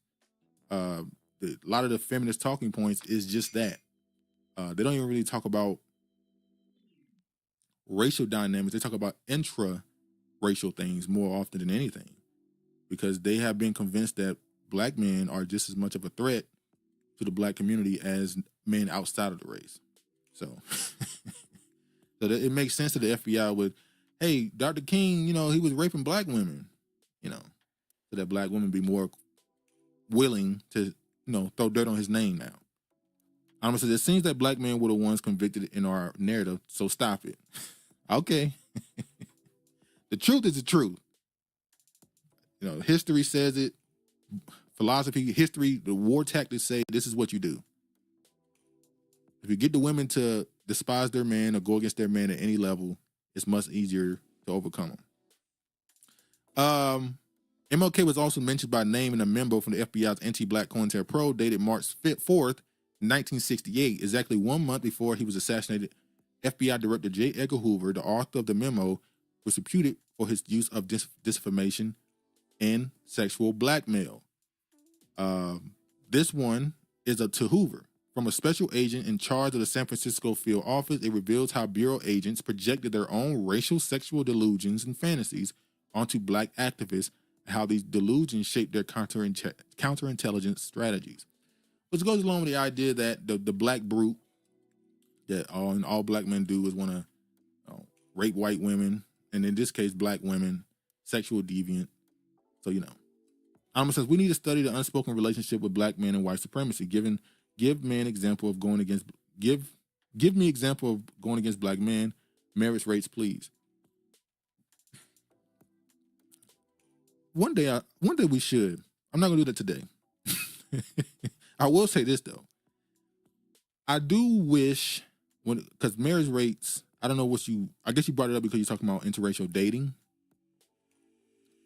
I think we should stop using marriage rates to try and prove loyalty. I think, I think we really should stop using marriage rates to prove loyalty to the community. And by the way, you can marry within your race, and you be just a negative. If you're a black man who marry a black woman, but all you do is build platforms to disrespect and dismiss black women as the worst of the worst, and say, "But I got a good one." You're no better than the person that dated interracially. Like, it's not that much of a difference. But yeah. So obviously, what we knew was going to be in the files, as far as right now, because it's thousands of pages. People have not read all of them. Chris has Anti-Daniels. Proof. Perfect. That's a perfect example. Anti-Daniels. He's married to a so-called black woman, but listen to his platform, what he says about black people and black women in particular. You wouldn't say that he's a positive voice for the black community or black women. So, Alma says we can use black men debt as well to show that women groups benefit from them the most. Talking about marriage rates because of divorces and stuff, or first off, in every demographic, the more money that men build in their career, the more resources they gain, they're more likely to marry within their race. Because when you talk about a man with a lot of resources, you're talking about either a man who went to college, long term, is in a career, not just a job, and he had to put extreme hours into that field to get the resources he's gained. Very early in that person's life, they start thinking about legacy. That's regardless of what race, black, white, Asian. When you're a billionaire, you think about legacy and who you're leaving your kids to, and there's somewhat of a ethnic image you're thinking about. All those men are more likely to marry within their own race. All of them. The more they go up the financial ladder, the more likely they are to marry within their race. But people keep pointing at athletes who did not get their money the same way as a dude who makes $300, $400K a year because he's an entrepreneur that runs a business. When you compare the athlete who is good at sports, went to college only because he had to, and then went to a college that was a majority of another race, and then by the time he get to the league, that's all he's known as white people, not just the women, the man, his coach, the faculty at his schooling, whether it's high school or college. He's been embraced and constantly, let's be honest, his ass kissed by white people his whole life since he was 13 years old. By the time he's 21, 22, that's what it is. So you shouldn't compare that dude, who, by the way, still marry black majority of the time, over 80%.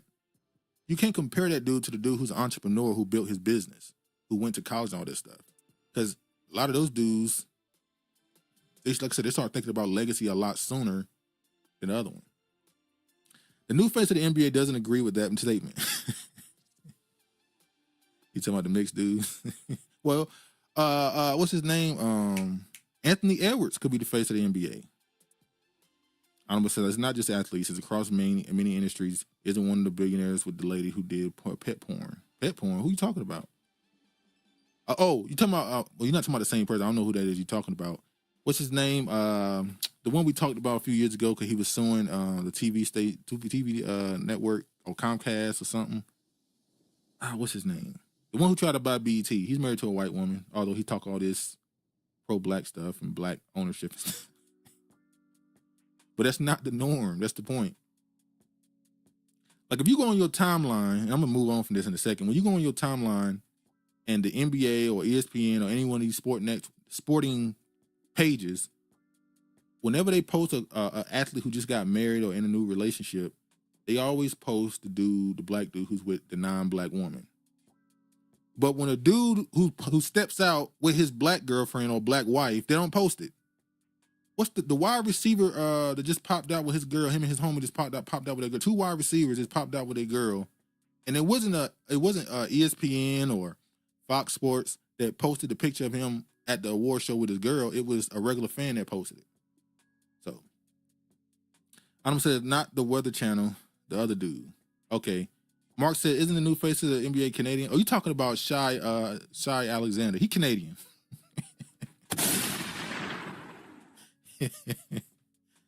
And once again, he's a person who probably all his life, since he was 13 years old, has been getting his ass kissed by white people. His coaches in high school, his coaches in his coach at what school he go to? He didn't go to Kentucky. I forgot where he went. You know, most of the mentors, when you look up the whole idea of mentors, most of them, when you're talking about the billionaires or the dudes who are entrepreneurs and building their resources, they mentor black boys, and a lot of them have black wives. So the timeline would show that a lot of effort from black American men to make funny looking mixed kids for the last 30 plus years. All right. I ain't gonna lie, the NBA. A lot of the former NBA players' sons are in the NBA now, and like 95% of them mixed. It's crazy. I ain't gonna lie, it's kind of crazy.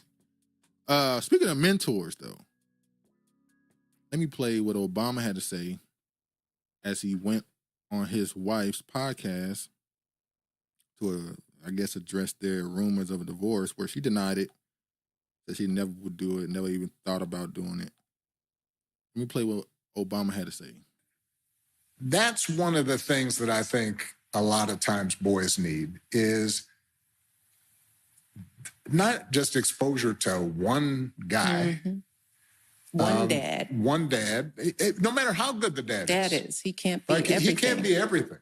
And that boy may need somebody to give the boy some perspective on the dad. Yeah, right? Yeah. One of the most valuable things I learned as a guy was I had a gay professor in college at a time when openly gay folks still weren't out of line, who became one of my favorite professors and was a great guy and would call me out when I started saying stuff that was ignorant.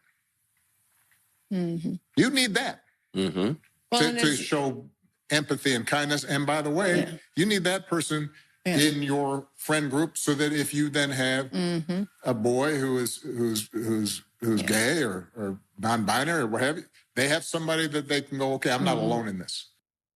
This is what the former president is talking about. Good God.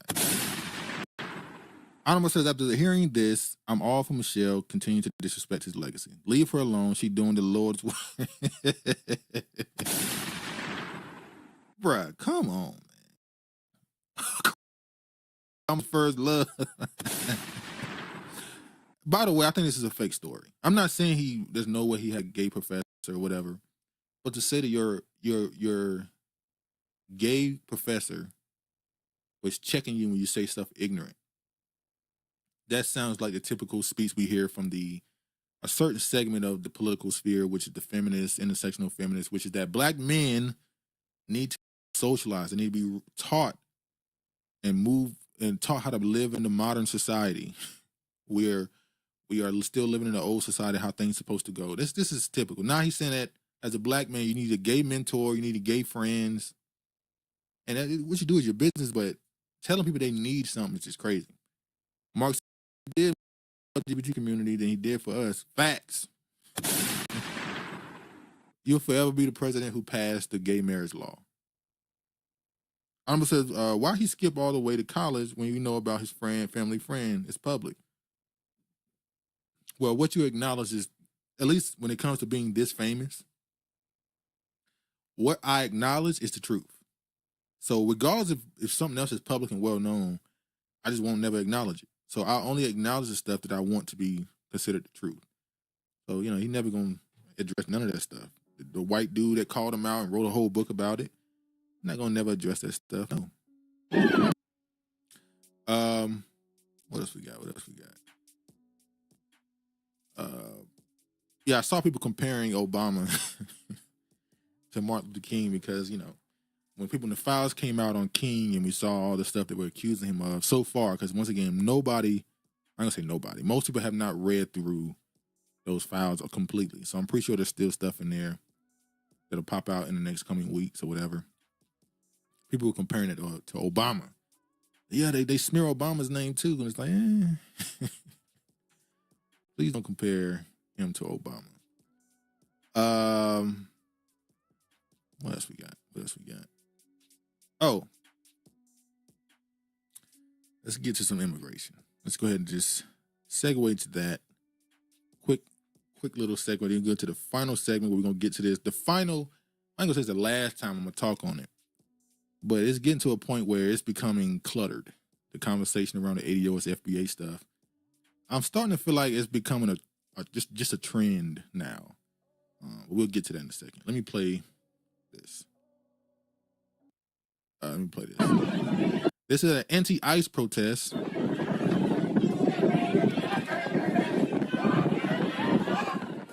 The police is whooping on people.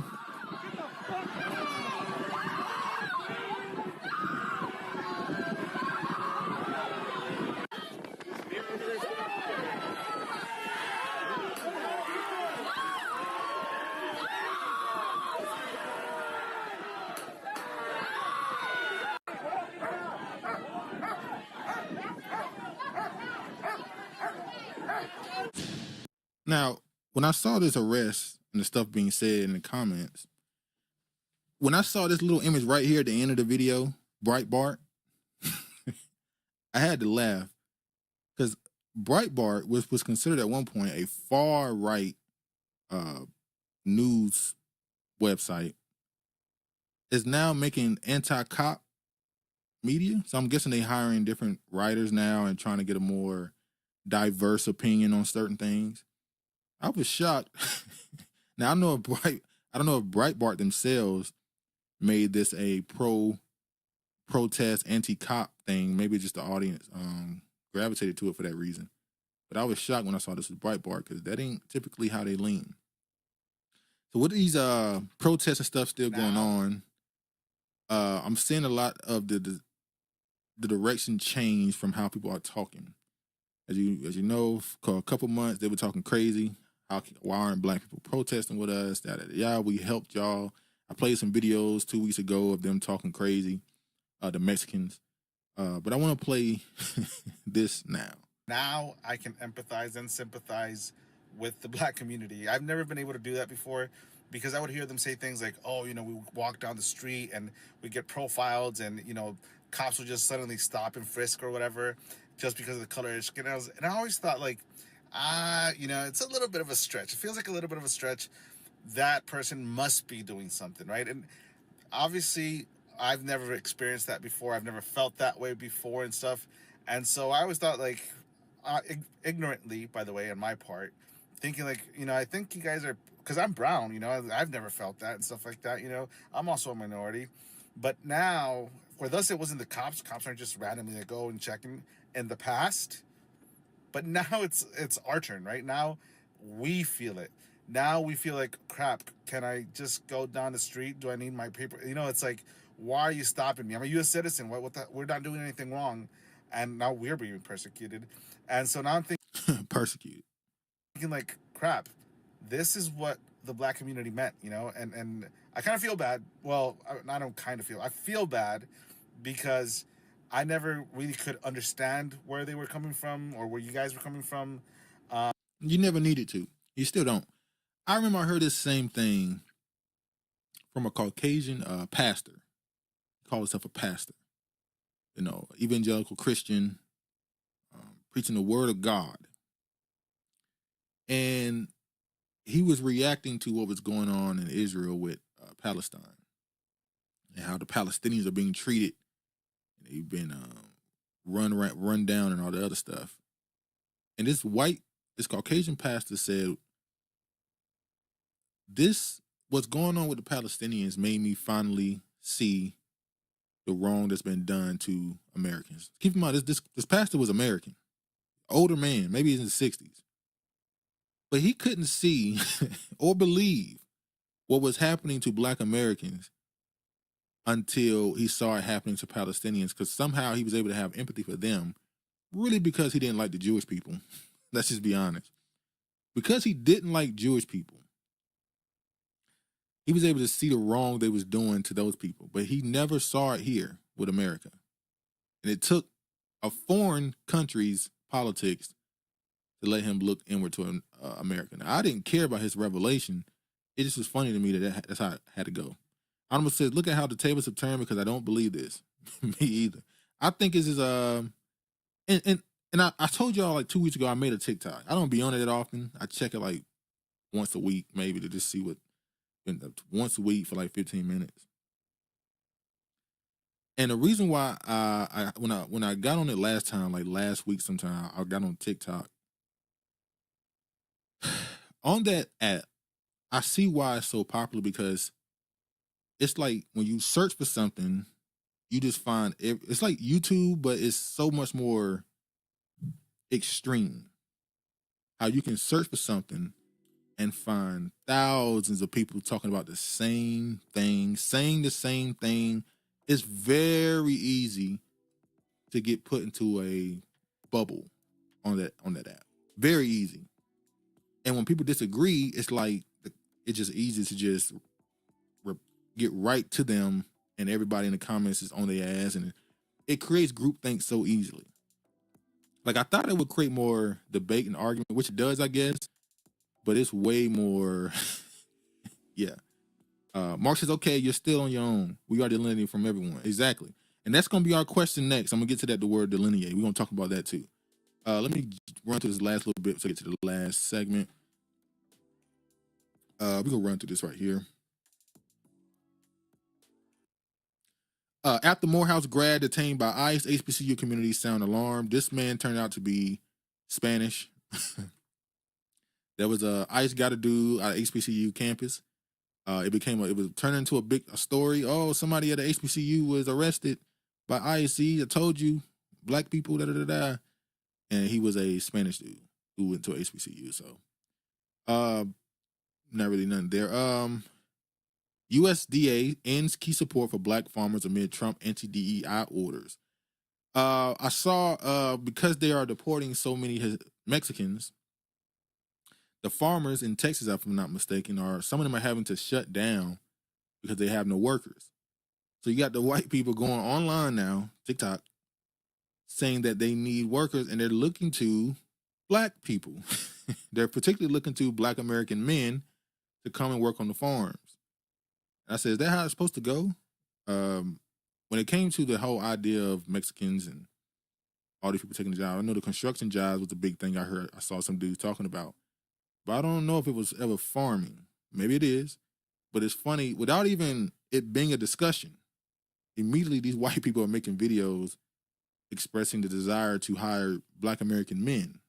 Not white, not other whites. They're looking straight to black. So once again, that hierarchy system is very well still at play in this country. All right, what else we got? What's this? Oh yeah, let me play this right quick. Major visa fraud busted. Indian man arrested for bribing cops to write fake robbery reports. Got migrants you visa. Let me play this. Were arrested accused of running an immigration fraud scheme. Investigators say that scheme led to hundreds of foreign nationals illegally getting visas. News 2's Alexis Maroney breaks down how this case is unfolding. Investigators say they don't want the public's trust to waver. Instead, they say the arrest should show their dedication to statewide transparency. Last summer, investigators started tracking what seemed like a high number of armed robberies. I've never seen anything quite like this. Many of the victims listed were not from Louisiana. In fact, the armed robberies never took place, and those listed in the applications were never victims of crime. According to arrest documents, for 10 years, false police reports were being made by this group of police officials. Oakdale Police Chief Chad Doyle, Marshal Mike Slaney, Forest Hill Police Chief Glenn Dixon, and former Glenmora Police Chief Tebow Onicia. 99.9% of law enforcement is good. We do a great job. We go to work every day. We get up. We do what we're supposed to do. For whatever reason, the lure of money or whatever it is that leads them to do the wrong thing, don't do it. The fake reports were used by foreign nationals to apply for U visas, a type of visa reserved for victims of crimes. In this case, crimes that never happened. False visas can facilitate illegal activities in the United States, including financial crime, crimes of violence, narcotics, human trafficking, etc. The indictment says the owner of a Subway in Oakdale, Chandrakant Patel, paid the officers $5,000 for each false report. We expect law enforcement officers to protect the public and to honor their trust, not to sell that trust and the honor of their badges for personal gain. After collecting years of evidence, investigators made 2 arrests at the Crown Plaza Hotel while they were attending a police chief's conference. The group is facing dozens of counts, including mail fraud, money laundering, and conspiracy to commit visa fraud, and more charges are possible. Court dates for the individuals have not been set just yet, but I'm being told court appearances will happen in Alexandria.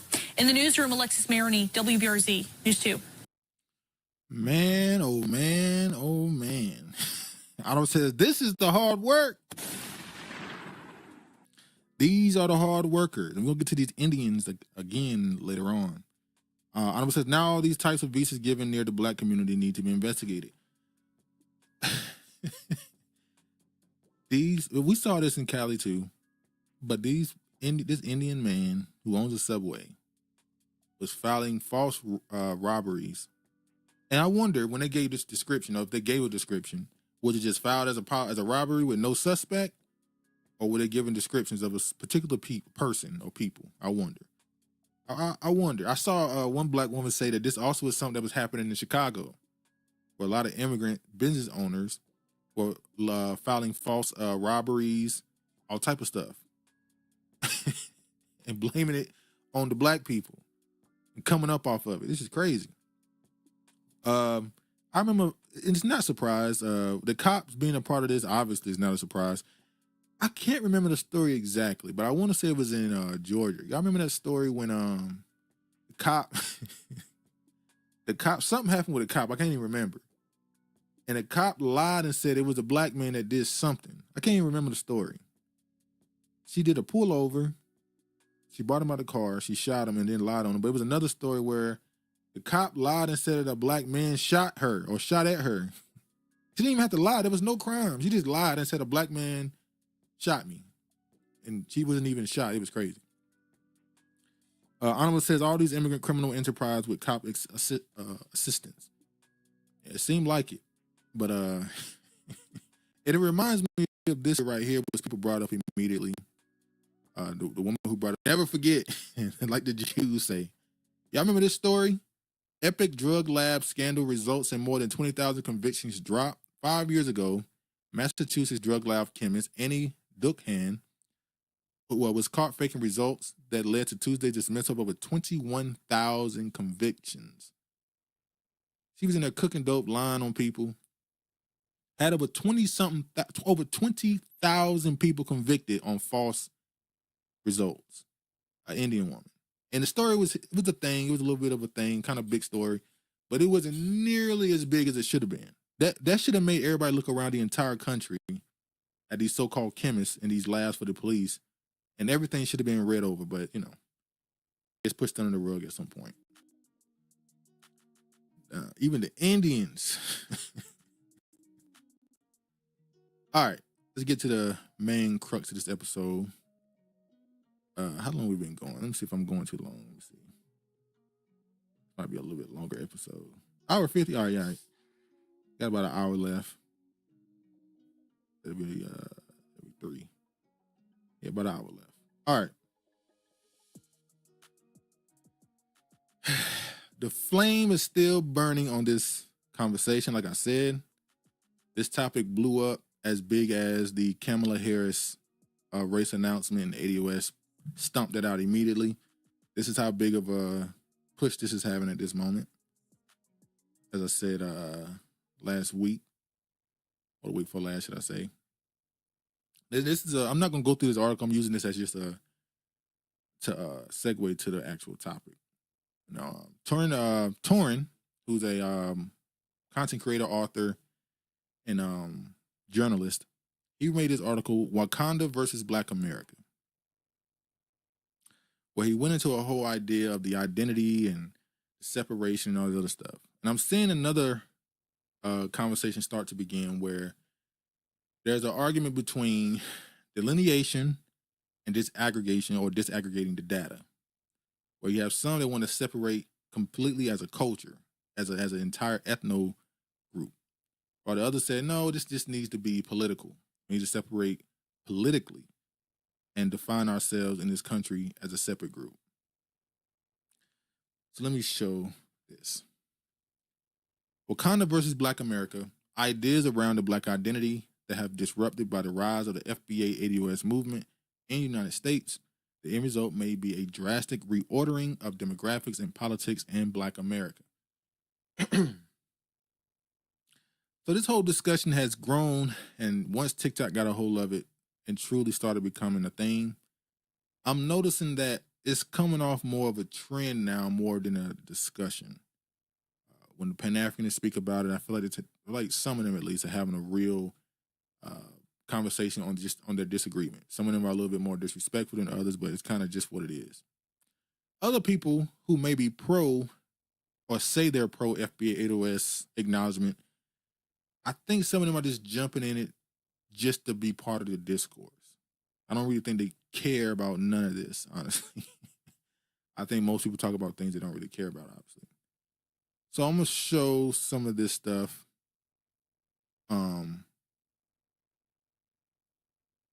This was a study that I got from a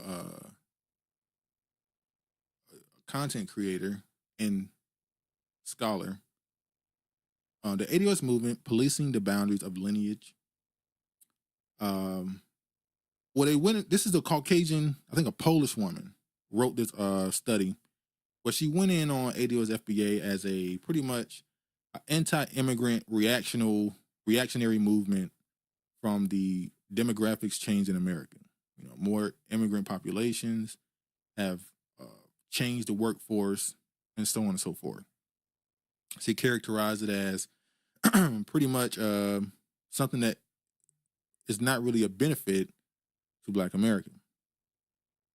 Honorable says, but these Black immigrants ain't Wakanda. You're starting with a false premise. They're trying to disassociate from generational failure and hijack our culture. Well, we're going to get to that. I'm going to start with listening to some of his reading. So we see, and I showed him the other day when he was going in on the dude that be on Roland Martin show. I'm going to show some of his talking points and his disagreement with ADOS. Let me just jump to some of these. Hold on. All right. Segment of society, wedding oneself strictly to this. Let me just get to it. Let me read this. Let me read some of this. I'm going to read this part. Using the American descendants of slavery movement as a case study, I will show that foregrounding lineage to build political power behind the reparations for slavery movement creates intra-racial resentment, which weakens racialized unity and solidarity. For the politics of different built on lineage tends to invalidate the importance of Blackness as a predictor of political affiliation, an umbrella term for race-based alliances in a federal statistical category. Promoting a lineage-based identity, ADOS adherents make visible the unique intergenerational experience of chattel slavery, Jim Crow, segregation, and the second-class citizenship. They insist on including lineage among statistical indicators to highlight the existing wealth disparities and create a path for targeted remedies. With the group eligible for slavery redress and lineage-specific harm identified, their case for reparations becomes stronger. However, this strategy comes at a cost of normalizing anger and hostility for modes of political engagement. ADOS leaders and followers heavily rely on xenophobic attitudes and anti-immigrant rhetoric to oppose the perceived loss of economic opportunities, social status, and political power vis-a-vis migrant groups. Anonymous says, attempting to shame people for not being pro-immigrant while ignoring that they come here to align with our oppressor, the government, is what bothers me. How do you create unity on that? And that's what I'm about to get on him about. Let me show this. Settler state and the capitalist class of ownership, that this is the best pathway. It is just patently absurd. It is the preferred and encouraged and imposed narrative that is being succumbed to here, wrapped in the language of a concern for Black people, Black workers, Black employment. But if you're genuinely interested in the condition of the Black worker and Black unemployment or Black employment opportunities, target the hiring, target those who own and control and benefit from all of the maldistribution. Stop targeting the powerless. It's a completely phony argument and approach. But as this article says here, as this study says here, finally, the replacement theory offers ADOS followers an easy explanation for the perceived neglect and political marginalization of the African-American electorate by the Democratic Party. Now, the frame of this study does suggest that the Democratic Party is falsely represented as neglecting and marginalizing Black voters. And that is in itself, would itself be a flaw of the study. So already, he's acknowledging that this white woman who wrote about this is wrong when she try and make a point that the Democratic Party is not doing things that are negatively impacting the Black community. But he goes on. So again, it's not that the reverse hashtag community has no basis for an argument. Black people in this country do deserve all forms of repair. Black people in this country are marginalized and neglected by the Democratic Party and taken advantage of. But again, you don't see ADOS sitting with those of us advocating for leftward breaks with the electoral system and other forms of engaging electoral politics. You see them engaging with the most right-wing white supremacist conservatives because replacement theory offers them an easy explanation for. So in this video, can I watch the whole thing? He kept making the argument that these people should work with left-leaning organizations rather than right-wing. So in a way, he's saying we need to work with the Democrats instead of quote unquote MAGA. Even though you've been quote unquote, you've been working with them for decades and you've received nothing really to benefit from it, but you should keep trying a different way. Anonymous says, I don't believe this is a Black man. Master can have his tools back. Damn. Let me jump to this here. Hold on. Whose ancestors built America with their toil and sacrifice. They manifest their loyalty only to the United States. Quote, we as ADOS are respectful of what America has done to us, not only of what we have endured, but the pathway we opened up to them, Black migrants, to come here. Respectful of what America has done to us. That's a wild argument. Positioning themselves as foundational builders of the nation alongside early settler colonial groups, ADOS adherents make a claim on their unique share of rights and privileges, stating, quote, we have fought for freedom and endured hardships. We are proud of the struggle. We built this country, and for what we are owed a debt, and for that we are owed a debt by the federal government. We are Americans, Black Americans, descended from slavery. So they acknowledge, as I've argued, like they acknowledge their ethnogenesis is right here in the American South in slavery. Nothing before that has anything to do with anything, had no impact on anything, carried over in no way to the contemporary experience, and all these other arguments among Pan-Africans about the cultural continuity and cultural memory and Africanisms and so on and so on. All of that is irrelevant. So the question becomes, when do you become a different demographic? Because they always make that distinction with Americans. But when did a Caribbean become Caribbean? When did they go from African to Caribbean? At what point did it happen? Because you'll have a situation where someone who came to America in the 1800s from one of the islands and they'll be referred to as Caribbean. But when did that happen? At what generation did it happen? Hold on, y'all.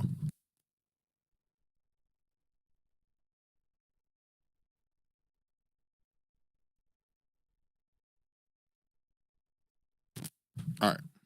We are respectful of what America has done to us. It's a very Theodore Herzl Zionist kind of logic as well, thinking about that letter he wrote Cecil Rhodes.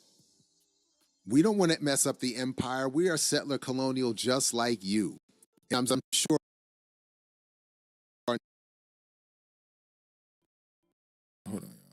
Nell is defending Beyonce, that it would stand to reason that she also defended Beyonce's defense of the Buffalo Soldier. Hey, we even got out of slavery and helped suppress the indigenous population. We are as settler colonial as all of your projects, and therefore we want a cut of the. That is diabolical. ADOS followers disagree with Pan-Africanists on the strategies for fighting for reparations. Although the latter are predominantly U.S.-born Black Americans, Carnell makes frequent offensive comments aiming to discredit their Pan-Africanist worldview altogether. Marx, he said they never call themselves African-Jamaican. No. As, quote, opium for the Black people that has not led to anything in terms of... And they'll say it's because that we claim our African heritage. They'll say that. It's like, but historically... Black Americans have never, like, what are we talking about? Real political advancement, end quote. She dismisses the group as a small circle of incompetent reparations advocates lacking in skills to organize the grassroots. Now, again, you have a benefit in advocating for the grassroots when you are carrying the white supremacist settler logic that is happily distributed through all forms of media, algorithms, ad revenue, Center for Immigration Studies, and other right-wing conservative outlets and institutions that are supporting the effort. Of course, it's quote-unquote easier to organize the grassroots, especially when you're not asking them to abandon the imposed capitalist, Black capitalist, nativist narratives that are encouraged. So sure. But this one don't make sense. He just said that it's easy to spread her message or that message of ADOS, FBA because white people want it. But I'm confused because aren't almost all of these so-called Pan-Africanist reparations organizations backed by white donors and white organizations? So if white people are backing Pan-Africanism, which is historically a thing, then which one if I'm a person who wants to get away from that, then where am I supposed to go? If you're telling me that their message is supported by white people, but your organizations are financially backed by white people, then what I'm supposed to do? I'm supposed to white grants, yeah. Like we have billionaires, corporations that put money behind some of y'all Pan-Africanist movements. Now, once again, I'm not a person that will automatically say that means it's just to be thrown away, dismiss it. I have nothing against, say, for a Black organization to file as a 501c3, so they don't have the tax exempt. I'm okay with you finding a way to get around the system to make a way for Black people. Use the system to your advantage. I have no problems with that. Now, it's just confusing to me to chastise and to be critical of Yvette and Tone for allegedly doing that, but you support Pan-Africanist organizations that take grants and funding as well. So I just don't understand. What up, William?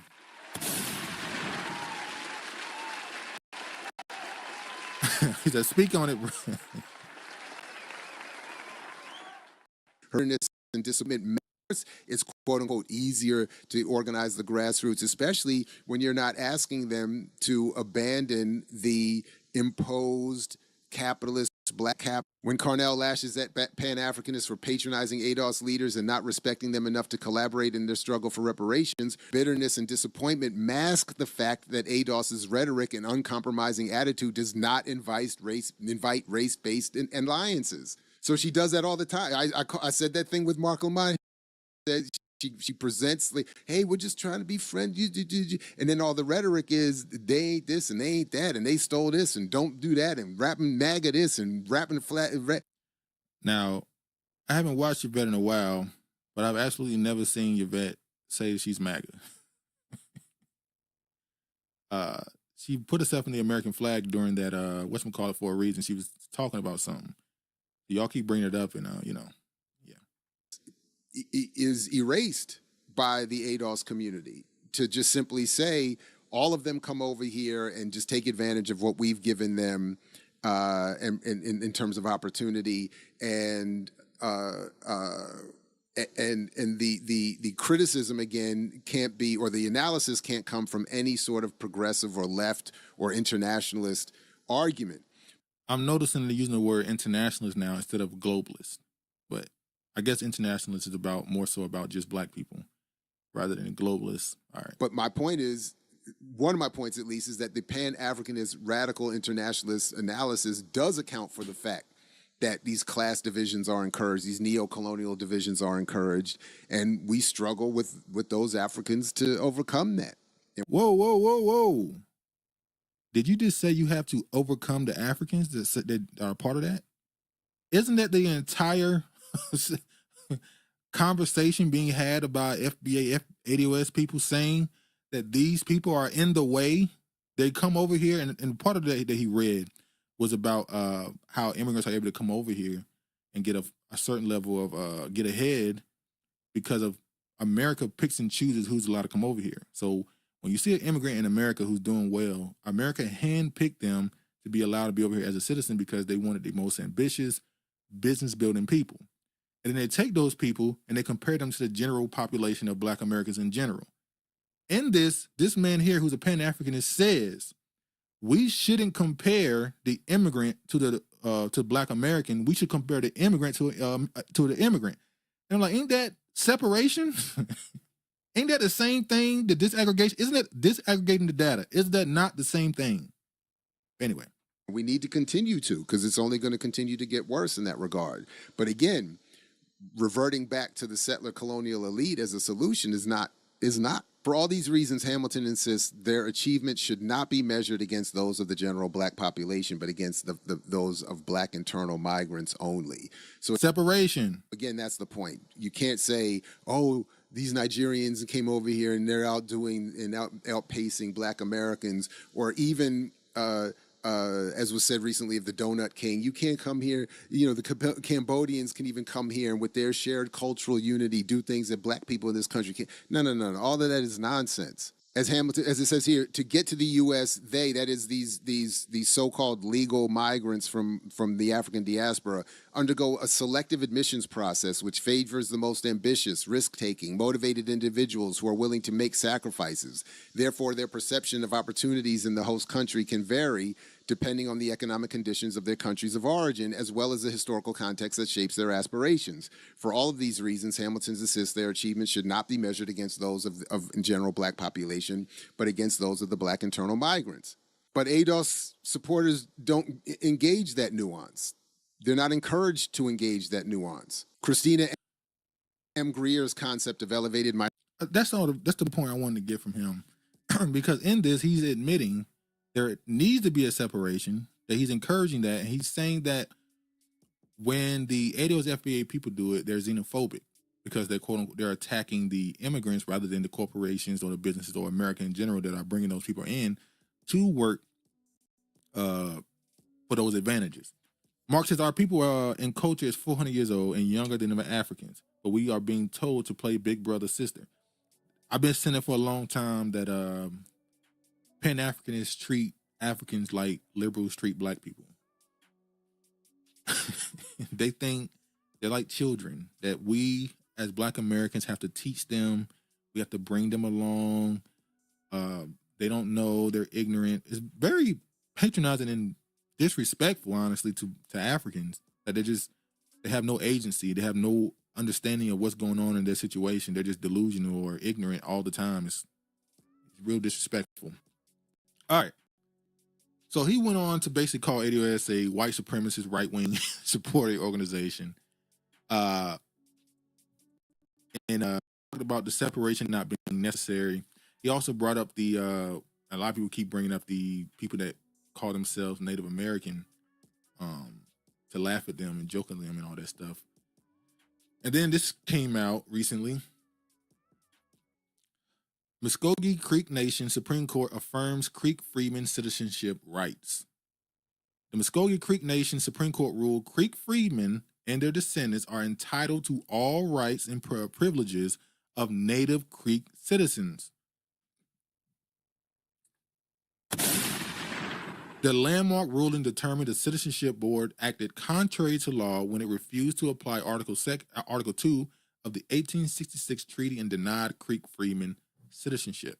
The court that citizenship should be issued to Rwanda Grayson and Jeffrey Kennedy. We talked about this like years ago.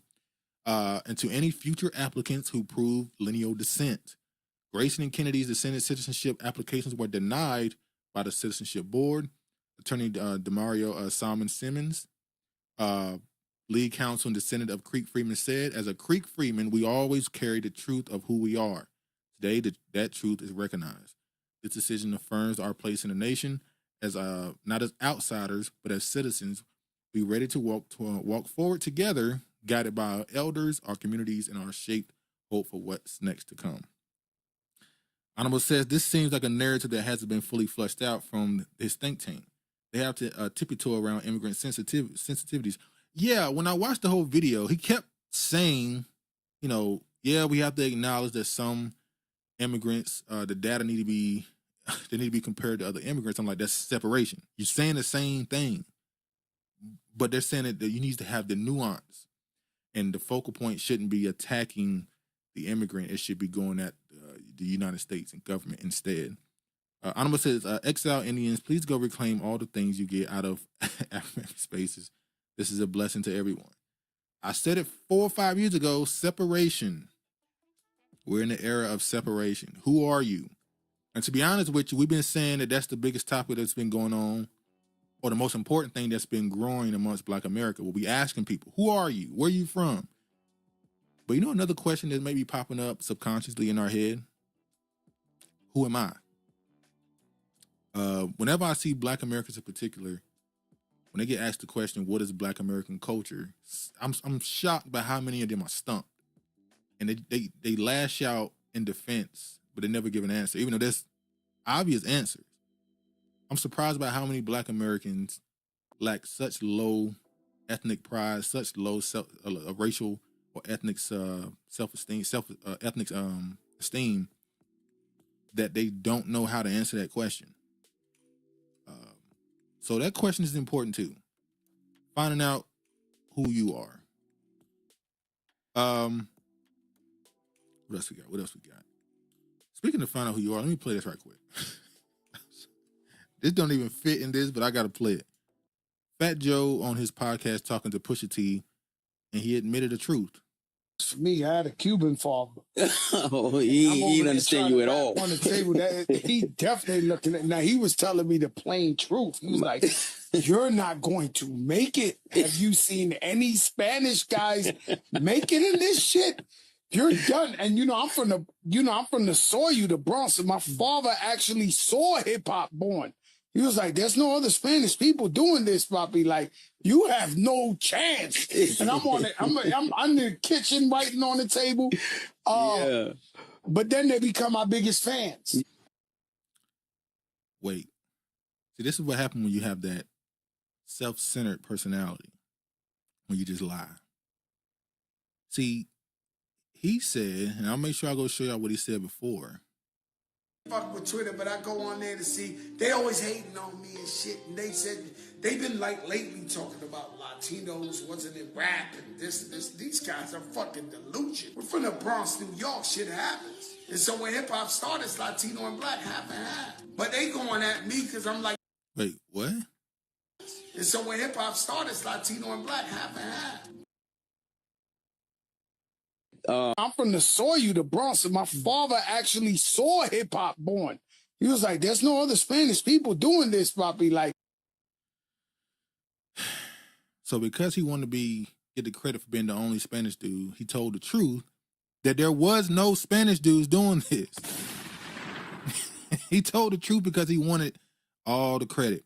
Honorable says they have no culture. The we have no culture isn't coming from one specific group. Many people benefit from lost African-American narrative, and many are amongst us on B. So his father didn't see the oldest brother with the crates. Keeps his dementia is kicking in. Oh man, it's just crazy. It went from 50-50 to nobody was in it until I did it. Lying ass. All right, now we can move forward to the main topic we were on. All right, let's get further into this.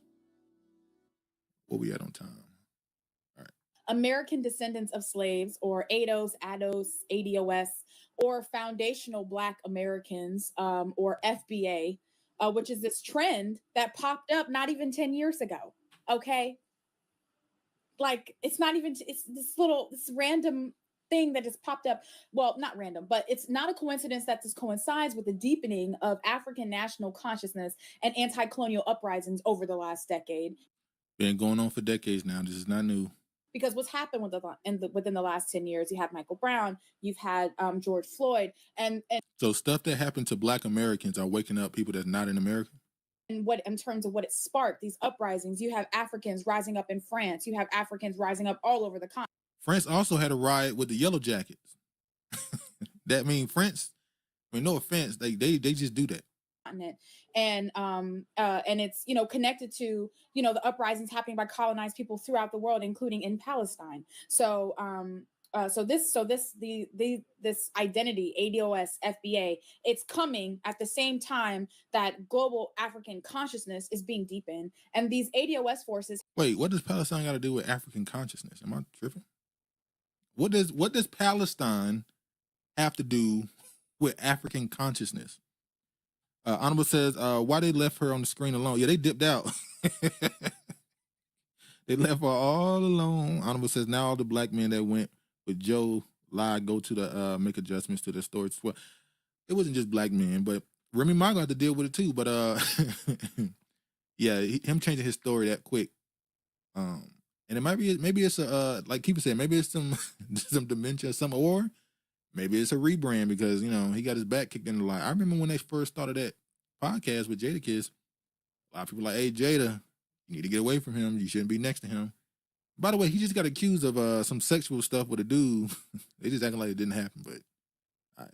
Have graduated now from calling themselves Negroes or coloreds, because you remember it was the colonizer, white people, Americans that said we were Negroes, we were. That's not true. Coloreds, and then they were like, okay, now you can be African Americans. So that's not true. African American has been around. This stuff is not new. This stuff did not get invented in the last 150 years. All this stuff is new. The Negro, all this stuff is old. They did not invent a word to call you. They simply took a word you were called you that in a derogatory way. Words aren't bad. Intent is. That's all it is. So these Africans are now taking it upon themselves to give themselves another what am I looking for? What's the word I'm looking for? Kind of insulting definition. This American descendants of slaves, as a means of distinguishing themselves from the overall dispersed African nation. And they've defined African people that are not born in the U.S. as quote unquote tethers. And this is a relatively recent and divisive politic seen among a small, very small, but they're loud. Y'all keep saying it's small. You know what's funny too?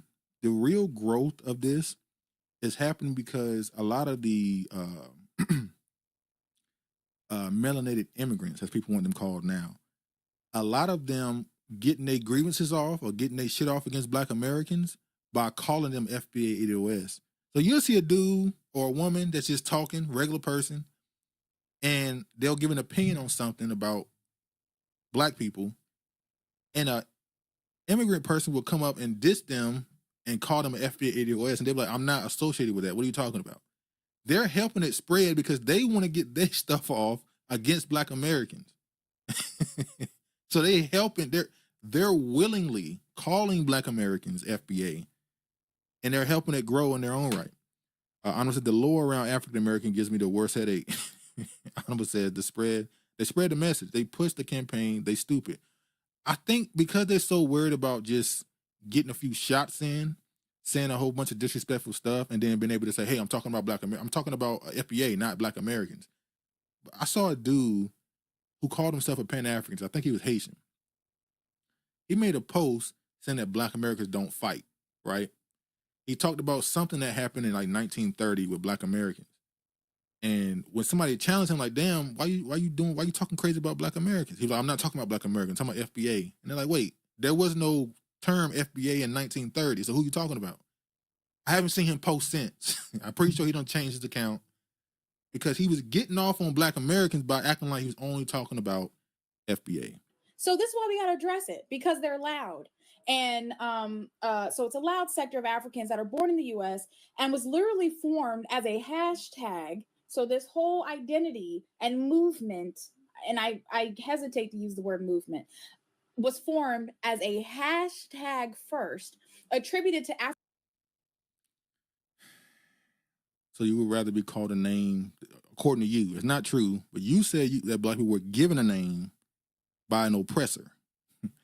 That name is more legitimate than a name that a Black person made that was a hashtag. I mean, I'm just asking. But anyway, let's move further. What became the biggest topic by far on these YouTube and social media streets. Keeper says she sounds like she just likes to hear herself talk. I saw somebody else say that too. That's why they left her on screen by herself. Like, go ahead and get it off. This became a big deal. This article, Diaspora Initiative looks to tap into 1.7 trillion African American purse. This right here, right after the Essence Fest thing, this became a thing. People making videos talking about this, making posts across social media, and it kept growing and growing and growing.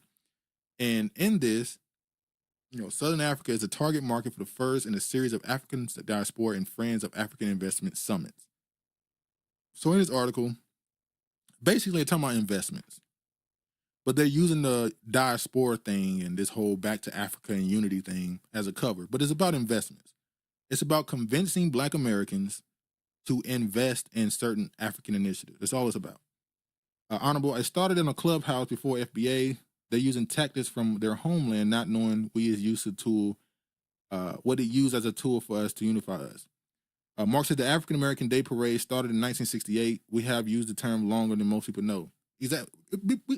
African American is in documented, real documents back in the 1700s, 1800s definitely, but you probably can go back as far as the late 1700s, but definitely the 1800s. Mid to late 1800s, there was people using that as an actual identifier. Like, it wasn't new. But this obviously blew up. As Honorable says, she said the Clubhouse started this. They really got on this first. And it grew and grew.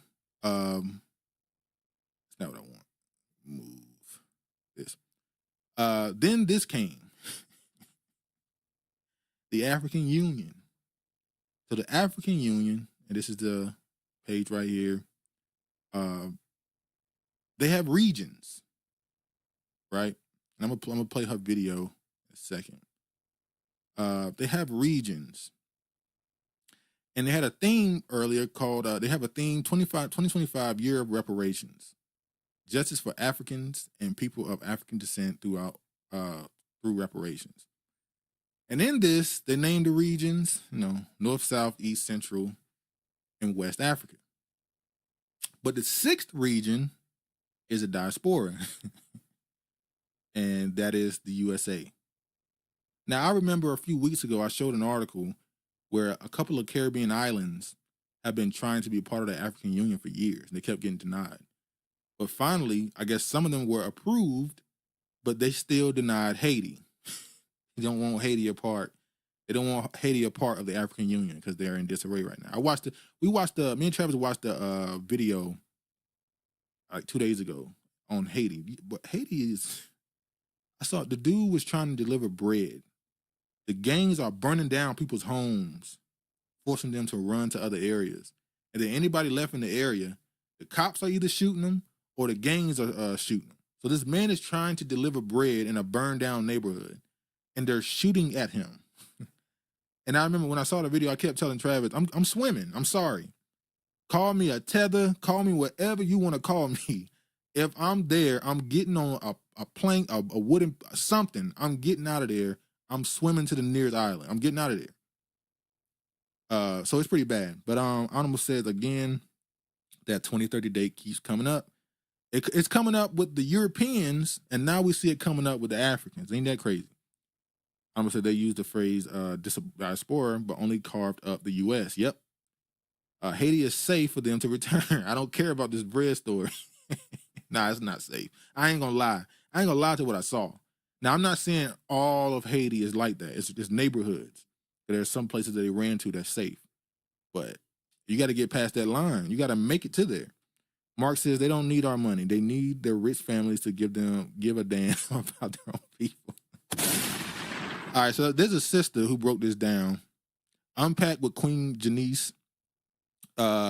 She's the one who I got this from. Well, I'm pretty sure a lot of people got it from. She went viral for this. I'm going to play this clip they took from her live stream where she talked about this in detail. I'm not going to play the whole thing, but she gives a good summary of what people found out. Union, right, has this thing, 2025 year of reparations. I'm going to click on it. Now, mind you, keep in mind, we counted about 70, 80 billion the other night. 2025 year reparations. Let's read this. This is Africa. AU theme of the year 2025, theme justice for Africans and people of African descent through reparations. The African Union has designated 2025 as a year of justice for Africans and people of African descent through reparations. This initiative underscores the AU's commitment to addressing historic injustices, including the transatlantic slave trade, colonialism, apartheid, and genocide. It builds on decades of advocacy, collaboration, aiming to foster unity and establish mechanisms of reparatory justice on a global scale. And I'm like, wow, they didn't go through, what, wait a minute, because how, what, you didn't, that's not you, that's not your story, right? Y'all said that was the Negroes in America who was on the boats, right? But then guys, then I just kept meddling through this website. I saw so much, including the fact that Africa, unbeknownst to us, please share this live, guys. And look what comes up. Africa made us their 6th region. Did you know that? Africa made the Negroes in America, the darkies, the black people, the black Americans, their 6th region. They made us a state within their diaspora. So they have a state outside of Africa, and it includes us. Who the fuck told them to do that? I have no clue. Why I'm just not finding this out? I don't know why all these African diaspora channels ain't never pointed this out. I have no clue. Please click like in here. Please share the video, because this is wild. But now we know why all these politicians was going to Ghana. We know why all these celebrities and politicians have been going to the African continent, particularly Ghana. They were able to bring us inside of their group. Because mind you, this African Union has been around since 1963. And they have never been able to get this amount of money in this period of time, right? And their whole thing was, African Union, let's go back. They're trying to change how the world sees them, right? And so then some smart nigga over in Africa said, this is how we can change it. Let's bring the black Americans in and make them our sixth region. I was looking for let me go to their, which page is this about? Is who we are. African states. If they have 55 states, then we're the 56. There's something crazy like that. No, I'm looking for the part. It's a part on here where they're explaining how they don't want the world to view them as people who are not capable of doing business, people who are not capable of trade, people who don't have enough money going into their bank accounts. They explain all of this on their site, right? And then you go into the part of the site where they made us the 6th region. One people, one voice, one Africa, diaspora of African descent in America, people of African descent in America. And this is how they have, look at this. Arnold says, ain't nobody asked for this. Give these goofies some land, have them renounce their U.S. citizenship and leave us alone with this mess. William says, African Union is doing this to get their U.S. aid money back, allegedly. We said this like a year or two ago. No, we said this when Biden was in office, and I said that America is attempting to use soft power with Africa. How they were trying to get Black America to infuse themselves with Africa to have influence over them. That's how I thought about it then. I was acting like a Pan-African, but I was calling ignorance. I was putting ignorance, on the Africans. I didn't think that they actually was trying to flip this to gain influence. I thought America was trying to get influence over Africa, but Africa is trying to get influence over public policy in America. They want to have a say-so in certain things that goes along with Black America, and typically that's a good thing. So Asians want China, particularly Chinese people, want China to be a big dog in global scale because they want them to not allow America to really do whatever they want to do with them. You got a home base there with influence that can stop certain things from happening. Black Americans obviously don't have that, and now Africa is trying to step to the plate and be that. But obviously, you got a lot of Negroes that's like, too late. You didn't do this. You know, it's too late to try to step in and be the voice for Black America now. They keep bringing up their population size and all this other stuff. Oh, Africa, the youngest, biggest population, growing in numbers, birth rate is higher than everybody else's. They're going to be a problem for the rest of the world in the next 50 years. Just sheer population size. So, Black Americans should, this is what they're saying at least, Black America should align themselves with Africa and allow them to be a voice for them. But a lot of people ain't going for that. Our mission is to galvanize, mobilize, structure, and empower the people of African descent in America, as well as reconnecting them to the motherland. One voice, one people, one Africa.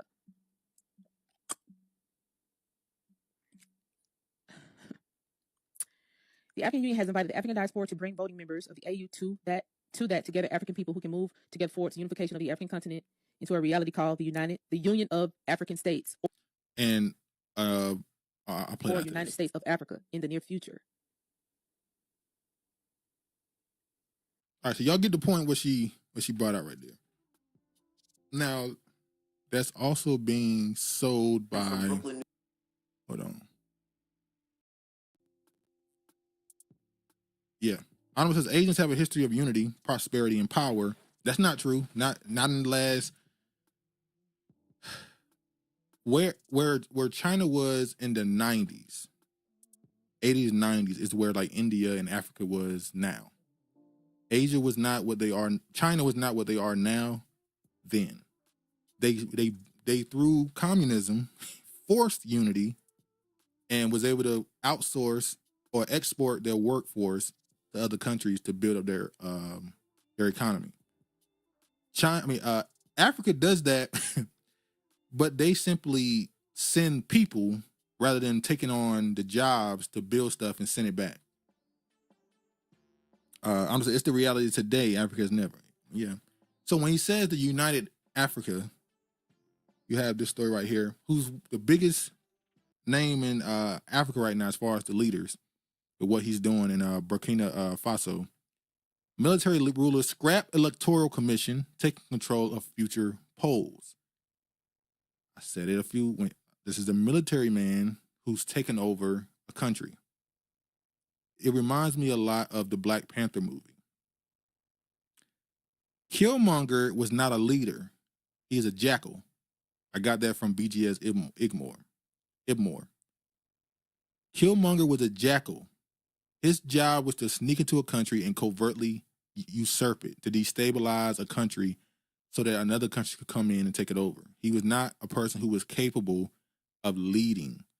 He just didn't think that way. He thought, seek, destroy, and take. I'm not saying he's Killmonger. I'm not saying that. I'm saying the fact that he took over his country with military force and respect, I don't think he's somebody who you want to be at the head of a country. It can come to a point where he believes I have all the answers. Marcus Garvey, he said he want all Black people in Africa and he want to be king. That's not a person who's a leader. They can't. at some point they're going to become power hungry and think that they know what's best for everybody, which is something you need to be a leader. You need to have an ego, you need to have a very high sense of self, but this is where it crosses over to a whole nother level. Honorable says, is that in West Africa? Yes, it's right above Nigeria. That's how I know where it's at. Because you never even hear about this country until 2 years ago. Killmonger was an antagonist, not a villain. Exactly. It also was propaganda pushed by Disney to make Killmonger an antagonist because he was righteous in everything he wanted to do, but not in everything he did. That's what made him, But anyway, so he wants to get rid of the election pretty much, right? Or change it dramatically. Then I saw this. I don't know if this is true, so I'm not saying this is 100% fact because a lot of this stuff be BS. But this person right here posted, Burkina Faso President Ibrahim Traoré has announced a bold plan to unite the African continent under one system. He said he wants to create United States of Africa, where all African countries will come together as one. In his plan, there will be one government system, one currency, Afro money, and one African passport. All Africans will be able to freely travel without visas. He also said the wealth of Africa should be shared equally among all countries so no one is left behind. If this is true, once again, I don't know if this is truly something that he said or associated with him, this is going to end badly. This is going to end very badly. This sounds very communist, Marxism trained, and it sounds a little bit immature. But we'll see. I'm not going to put that on him because I don't know if it's 100% true. I'm just showing it. But back to this 1.7 trillion and this African Union trying to be the voice for Black America. Let me get through this. All right, here we go. Get our money and take our money for us to build up Africa. But we have been speculating, and I think everything just kind of popped off with the Essence Fest where people started digging and shit. But I had been doing a whole bunch of videos telling y'all. Now, this is on an African news site, okay, that tells us everything that's going on in Africa, okay? It's called the Africa Report or something like that. Answering the call, Diaspora Initiative looks to tap into 1.7 trillion African-American purse. African-American buying power could reach 1.7 trillion by 2030. Honorable 2030. With the African Union, AU, and the Joe Biden administration both promoting the diaspora as a key potential source of funding for the continent. Joe Biden, Democrats, I keep telling y'all about them. We already know the Republicans on bullshit, but I keep telling y'all the Dems is tearing us up. New opportunities. A few dozen investors and U.S. government officials attended the launch at the South African Embassy in Washington, D.C. Now, what the hell was U.S. government officials doing there? And why is they over there talking to these people about our money? Pay attention. This is the opportunity for us to take diaspora wealth and redirect it to include the continent. They want to take our money to build a continent that we don't even fucking live on. And did we volunteer for this mission? We've been saying, these motherfuckers spent decades telling us that we are not African. They spent decades telling us that we are not African. We don't have no connection to Africa. We don't have African culture, none of that. And then they started doing a whole complete 180, turned around and started being like, oh no, y'all African, and got mad because we was not wanting to be called African American. We want to be called Black American. The internet. The internet happened. Information is too quick and fast, and things are so in your face. The internet shifted that. And that happened around 2010.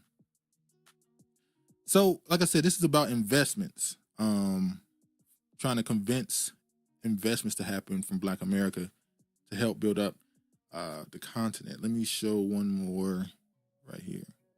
State and government are deliberating here at the African Union Commission in Addis Ababa. This year, the continent has set for itself a theme that will focus on justice for Africans and people of African descent through reparations. the African Union seeks to recover what is owed to Africans, both on the continent and in the diaspora, acknowledging the profound harm caused by the transatlantic slave trade, slavery, colonialism, and neo-colonialism. Western countries, including Portugal, the United Kingdom, France, Belgium, the Netherlands, Germany, and the United States of America, played major roles in the slave trade. But how will the African Union achieve the long-sought justice? Some countries in Africa are already demanding what is rightfully theirs from former colonial powers. The DRC, for instance, wants compensation from Belgium. The European country has acknowledged exploitation, racism, and acts of violence in the DRC. Namibian communities whose ancestors were brutally killed in the genocide perpetrated by German colonial forces and had their property seized more than a century ago want Germany to own up and formally apologize and pay reparations. France, which dominated more than 20 countries in Africa, is losing its colonial grip. Countries like Ivory Coast, Chad, Senegal, Mali, Niger, and Burkina Faso have cut military ties with France and ordered French troops to leave their territories. In Kenya, the scars of British colonial atrocities during the Mau Mau struggle for independence remain alive more than 6 decades on. The African Union says colonial powers that took away what belongs to Africa should be made to pay. It says continued recognition and documentation of the impacts of colonialism and slavery on African societies are crucial for the evidence to remain. According to the African Union, compensatory payments to African nations and communities affected by colonial exploitation could involve colonial powers investing in infrastructure, education, and healthcare to support economic development. Africa wants land to be returned or communities to be compensated for lost territories. The continent is demanding that lost African heritage be restored through funding for cultural institutions, education programs, and the return of cultural artifacts. All this, the African Union says, can be done by involving diplomatic pressure or even legal actions at the international level. And this is one of the continent's key priorities in 2025. So they just laid out the whole plan for you. All right.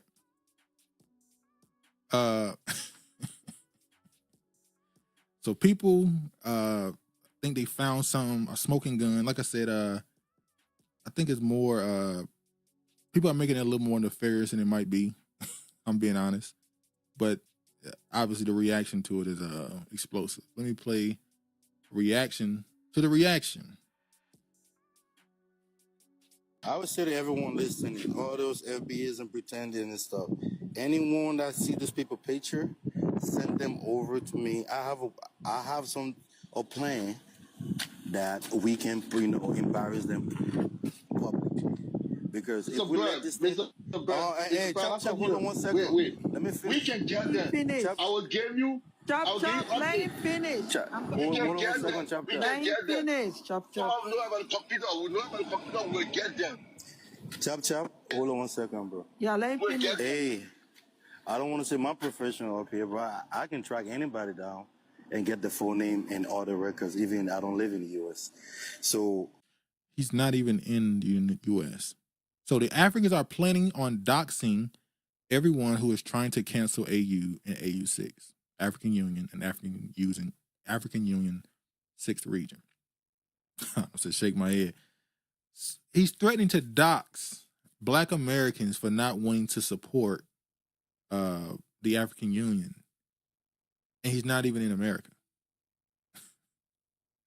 Keep in mind, Haiti, Jamaica, all these other countries have been trying to get into the African Union for years.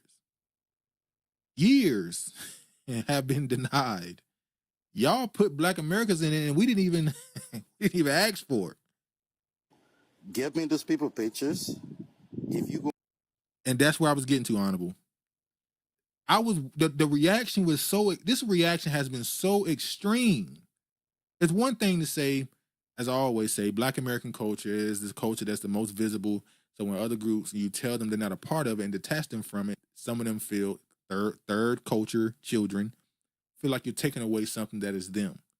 Even if they'll admit it's not their culture, it's not them, it's not their lineage. But it's deeper than that.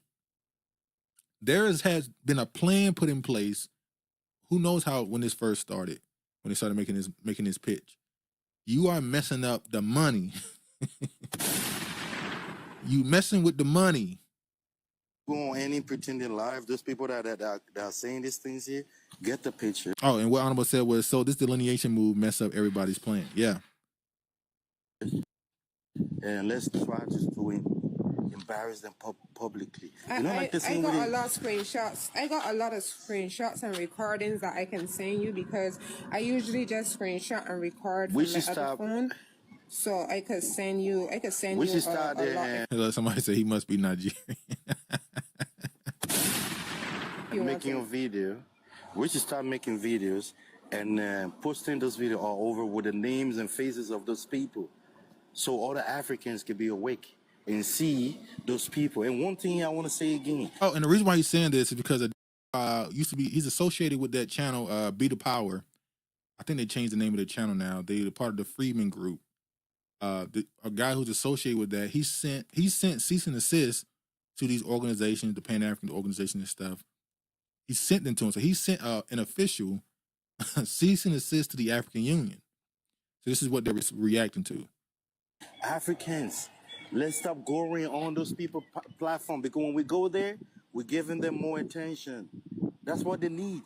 Because if you see 100%, we say 80% of those people that are doing this thing on TikTok, they don't get nothing going on for them in their life. They don't own anything. Those are the low level Black Americans that are doing all these things. So we have to start taking their pictures now and start making videos so other people can see it. The same way we deal with Ibrahim Traore. Wait, what you see? What? If they're making videos and doing content about this, they're already. I don't know. Honorable says not one African kingdom mentioned. They were allies. This is why we keep their people in the condition. No accountability. Mm-hmm. All the diaspora came together and make videos and write comments and say a lot of things. Those are the things I think that we should do. Embarrass them publicly, so that the people that they know in real life can when they see that video, they're gonna make them shame. I don't think they understand this isn't just the internet, but he's over there, so he doesn't know. Benin named Spike Lee and wife ambassadors for African Americans in the U.S. This is BBC. Benin has appointed renowned. Has appointed renowned American filmmaker Spike Lee and his wife Tanya Lee Lewis as seasoned producer.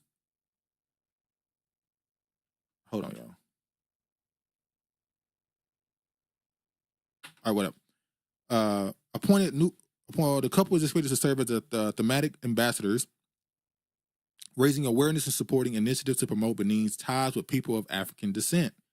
The agreement was finalized during the visit to Benin's capital last week. French public broadcaster RFI reports. Now, this was, when was it? 2 days ago that this was put out. The West African country also hopes to move. The move will promote cultural tourism, as always, money. It has come up with several initiatives encouraging people of African descent to reclaim their heritage and pursue citizenship where eligible. Last year, the government passed a law offering nationality to people of with African ancestors who is taken from the homeland as part of a transatlantic slave trade. The appointment of the ambassador follows the recent launch of a website where the descendants of enslaved Africans can apply for citizenship. It's everything is tied to it's crazy. RFI reports that Tanya Lewis Lee was among hundreds of people who applied and received a favorable response. She was in Benin last year. This also points to Stevie Wonder. He became a citizen of Ghana, if I'm not mistaken.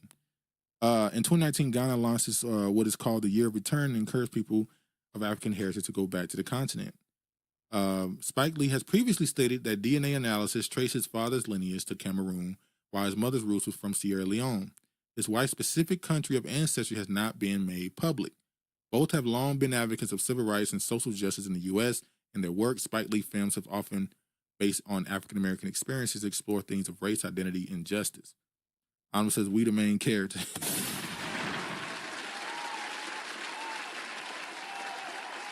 And I saw a whole discussion happening around that too. I'm gonna get to that next. So we don't gotta read no more of this. We get the point. Soft power, soft skills.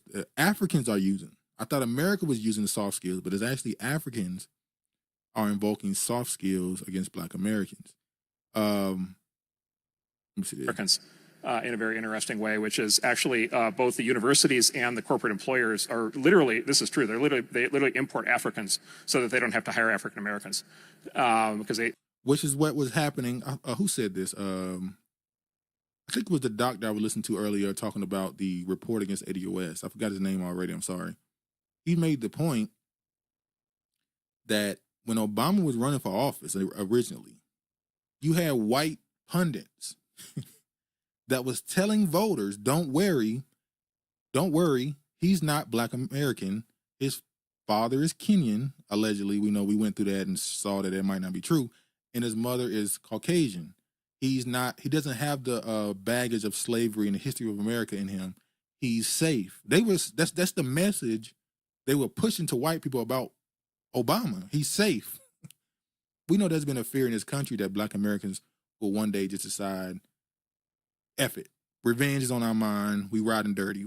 At some point, they expected Black Americans to at some point just crash out as a whole demographic. Just crash out. F it. But we haven't.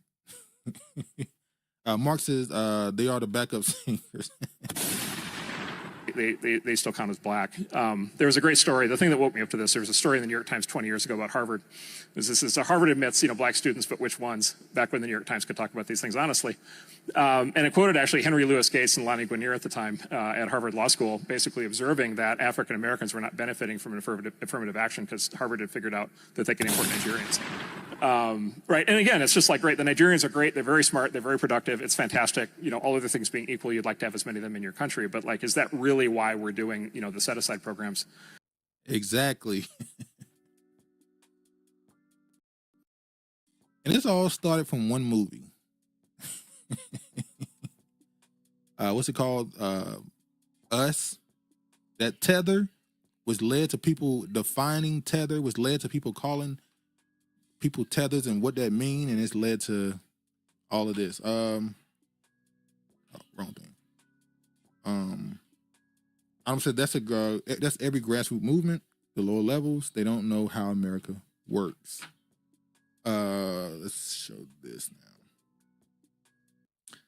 now. This is in California. Black immigrants in California, data-driven insights to inform equitable policy to improve outcomes statewide. Black immigrants in California, data-driven statewide. Black immigrants are not only an integral part of the communities, but also an overall immigrant rights movement.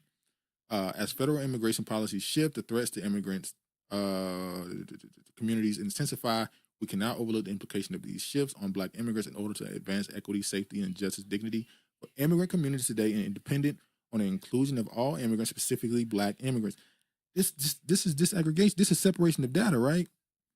Being called for by the immigrants. I remember there was an article, I think as far back as 2010, they were doing it in New York or calling for it in New York. I showed that before. California lawmakers to vote on bill requiring Black demographics data to be broken down by ethnic groups. All this is in July. Georgia's African Caucus. Georgia has an Africa caucus. Speaks out against potential travel bans. Members of the Congress, members of Georgia's Africa Legislative Caucus are calling for the U.S. Secretary of State Marco Rubio to stop the Trump administration's plan to ban visitors from African and Caribbean countries in the latest round of travel ban attempts. Says Benin will be likely the basketball team that Spike Lee rooting for never win again. Maybe the Knicks will get one then. Extending a travel ban in the context would be a grave mistake, said Democratic State Representative El Mahdi Holly. Alienating investment, diminishing returns, and limiting America's ability to engage in meaningful business interactions, which are essential to our country's economic growth. Boy. What else we got? This is from 2 weeks ago. I don't even know if I should play it now. Where the Jamaican woman went on a whole rant against Black Americans. I don't even think it's a point in playing it now. What else we got? What else we got? Hold on, y'all. Okay. Let's move to this now.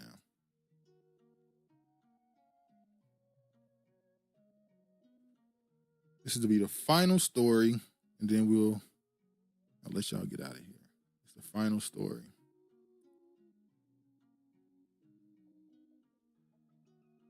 All right. Kenya Lawson rejects proposed African business boycott. How do you boycott your own people? So this right here came out, and it became a big deal, apparently. I'm making this video because I wanted to support Shannon Sharpe, who is promoting a protest for August 1st. Complete blackout on African braiding shops, restaurants, and stores, right? I'm absolutely here for this. I'm showing my support because I do this in my everyday life. I do not shop with the Africans. Ain't no African ever braided my hair, put their hands in my head, or none of that, right?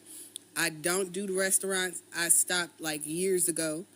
I do not shop with their stores. If I walk into a store and I accidentally realize, not for me, right? So she's encouraging that we do an August 1st protest all through the month of August. I think it should continue throughout for the rest of the year, right? Let them really feel the heat, okay? Because they are confused about who they are, who we are, and what this is all about, right? They're so busy licking boots, they don't seem to want to give us our respect. They need a wake-up call, right? Because clearly they don't understand that the large majority of why you are even in the space that you're in is because of us, and that our dollars are the ones that pay your bills. Because we black them out, I want to see how many white people finna support y'all, right? I want to see how many of y'all businesses is really going to be able to stay afloat month after month of black people not supporting you, right? Like, let's really be about it.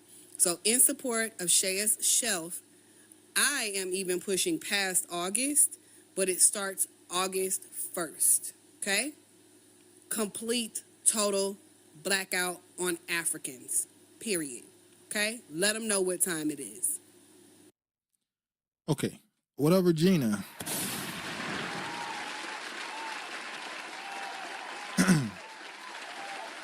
So this became a big deal. Which, once again, I'm not saying that there's any FBI, CIA programming pushed to cause division, but I was surprised that this gained so much steam. I don't know how big it really is, as far as how much this will really impact things, but the discussion around it has become, it's definitely grown. So you have some coming out saying this is stupid. Why would you boycott Africans when you should be boycotting the Asians who disrespect you? You should be boycotting the white people. You should be boycotting all these other businesses before you get to the Africans. When you talk about disrespect, the Asians in particular, when you go talk about the hair shops and stuff, we seen years ago when black men shut down a group of black men shut down a hair store and was telling black women not to go in. They were walking right past them, going right into the store. Even though the reason why they were trying to black the store out is because they put hands on a black woman. And the other black woman was like, all the Asians did was put a sign outside, said a sale, this percentage off. And they ignored all that boycott shit. But this grew to a point where there were reaction videos and people people were threatening people, like threatening people's lives. And I want to show this. This dude is a Pan-African named Brother Legend. He said, Black American culture is the culture emulated through the world because America colonized the world. We not that special. Let's go back to the main character thing that Honorable brought up earlier. I'm tying this together because a lot of the Africans, in response to that alleged boycott, that the supposed boycott is going to happen, are saying we don't care. This is not important. You're not the main characters. Y'all ain't making stuff really pop like you think. And then I see Pan-Africans that say stuff like this, which always say they don't check when disrespect happens from that side to this one. they always look at it like I said, oh, they just got to teach them, you got to ignore them. It's just one ignorant person. But then when they say stuff like this, it makes sense why the other side even feel comfortable enough even saying the things they say. Let me show some of these reactions to this. Hold on, y'all. I'll save that too. Yo. All right, here you go. Let me show this.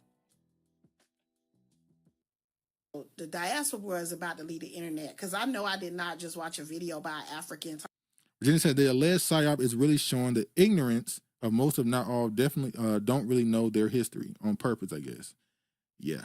Talk about Black Americans trying to erase Native American culture. That ain't even your argument. Like, you really all up in the Kool-Aid and don't know what flavor it is. Are you serious right now? We've never held Africans accountable for selling our ancestors into slavery. Now you're going to try to tell us what our family tree is and isn't. Some of us are 100% descendants of Africans solely. That's it. No European, no Native American. No indigenous Black. Some of us are a mixture of indigenous Asians and indigenous Black people who all, mixed together in this and that. Some of us are part African and part, indigenous Black. Black people who are already here. You get what I'm saying? Some of us, it's like unless you know all 40 million Black people in America's family dynamic family tree, you as an African person, whether you are foreign or on this soil, you should not be talking. I'm telling you, that is not a bridge you want to cross. That is not a bridge you want to cross. Y'all keep crossing the line, you ain't going to be able to go back. They already talking about boycotting, y'all. That should be a wake-up call, like, oh, maybe we need to stop talking shit. They are literally organizing right now, starting August the 1st. And if y'all want to go there about our ancestors and we ain't never come for y'all, about the part that y'all played in our demise of our ancestors, like, y'all really like on one. Y'all, if you know it ain't you, okay, if it don't apply, let it fly. Please talk to your African brothers and sisters.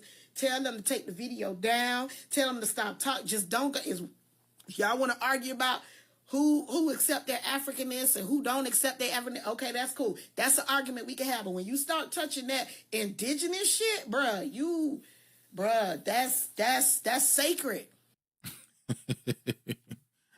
I'm sorry, I feel like American people are so lost, especially. Honestly, people being stressed that broke, powerless, and coachless people are planning not to spend money with them.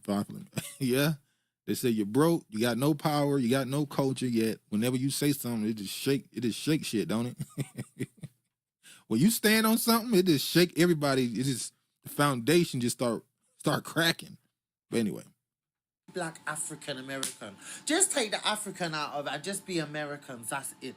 Because I cannot believe I've watched a video about a black woman. See, this is why I can't do the TikTok thing. Now, outside of the obvious, this dude is not in America, and they get to interact too easily with conversations that ain't got nothing to do with them. That's why I can't really get with TikTok. In a protest for all. Mark said, I know you get tired of it, but Garfield tries to use our word as his own when he said, we are 3/5 of a person on Ryan Clark. Yeah. Godfrey is one of those weird situations where he'll speak truth about the relations, but then at the same time, he'll be using that word us too much sometimes. Use that word us too much sometimes. Black African businesses are boycott. What's a black African?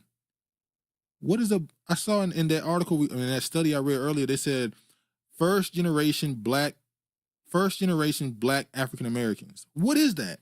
What the hell is a first generation black African American? What the hell? A boycott. And the way that this woman speaking, I watched another video of this woman supporting her, yeah? And she's like, I've never been to the Afrikaans, and I've never even had. All right, I can't do it. I picked this video. I can't do it. Let me move on. And somebody posted this. This is about the desire to dox the Black Americans that don't support the African Union. The U.S. ordered that the social media accounts of all foreigners apply for visas, including from Nigeria, will be vetted for any indication of hostility toward the citizens, culture, government, institutions of founding principles of the founding principles of the United States. So, Don't go there, but do not ask others not to go there. None of your business. None of your business. And look, in Africa, when you get mad, and God make you mad, and you get into a market, you're finished. You cannot be healed. So be careful. When this madness of yours kicks in on August 1st, don't go to any other store, any other business, because that's where it ends for you. What? She threatening people's lives. What the hell going on? So I have spoken to you in a language that you're supposed to understand, which is African proverbs. But since you've been cut off from African reality and denying it, I have interpreted it for you. When this madness of yours kicks in on August 1st, don't go to any other store, any other business, because that's where it ends for you. Hey, man, y'all be threatening people's lives too much. Mark says the word black is not African, and it's not in any other their languages. Their elders used to admit they call themselves black because of us. Yeah, it's like when whenever I hear a person from the continent use the word nigga, and I saw a video on a website where they pair different cultures together to test food or talk about language and culture. And it was a black American dude sitting next to an African girl. And she was saying nigga, da-da-da-da. No, I'm sorry. He was asked about what's one thing you wish Africans didn't do. And he said, I don't like when Africans say nigga. And the African woman was shocked. And he said, well, did your mama say nigga? Did your daddy, your grandparents, did any of them say nigga? They were like, no. It's like, so why do you say it? I said because my mama, my daddy, my grandparents, my great-grandparents, we said nigga. You said because you're copying something. So, yeah. Virginia says a lot of ironies. One, Africans don't do that much business. True. African Americans don't buy that much merch from Africans. And three, a lot of African American businesses are white-owned. Yeah, I said that, I think 2 weeks ago, how black business, that tag on your business brings more white customers. When you call yourself a black business in a liberal city, you get more white customers. What up, Dre? So these people got to stop threatening lives over this so-called, over this boycott. Let me play some of this. If only this reached the consensus of all African and Caribbeans, everybody from Jamaica, Trinidad, Haiti, and Africa, if this meet your consent, since the black American want to go to war, let's see. What the hell going on? Keep in mind, this boycott was brought about by somebody because they got disrespected at a salon or something. How it turned into violence and threats so quickly over a boycott from, as Honorable said, a broke, powerless, cultureless people is bringing just much venom out. All of us that call out one day from work, all of us across the United States, all immigrants call out from work. Yes. If they want to go to war, let's see what they can prove. And also, all immigrants, like your businesses from all black Americans, simple as that. Don't let them go into your grocery store. Don't let them go into your restaurant. Don't let them go into your salon. I would look this up on the statistics of the patrons of African businesses who are the leading supporters of them. Outside of the demographics they are, if you're African, I'm pretty sure the most people that come to your store are Africans because of the goods you have in it will be based in your culture. But yeah, I don't know if that's a real threat. This is the last one I'm going to play. Hold on. Triple ones that I say to boycott African businesses. Have you forgotten we do your hair? Have you? Who's going to make the next pretty whore for the ghetto, for the hood, for the neighborhood, right down the street? It's funny because all her mannerisms say that she's in the hood or from it. Have you forgotten we do your hair? Have you? Who's gonna make the next pretty whore for the ghetto, for the hood, for the neighborhood, right down the street? But okay, this boycott. Honestly, I saw this. He wants us to give Africans back to Rome. I saw this. He wants us to give African back to Roman. Cute, Regina. Yeah, Regina just told the truth right there. But yeah, this boycott thing, whatever. I like I said, I don't know too many black people that's buying stuff from Africans, like Regina said. I don't know how much business is truly happening. Although I would imagine it based off this, where you are, like in New York.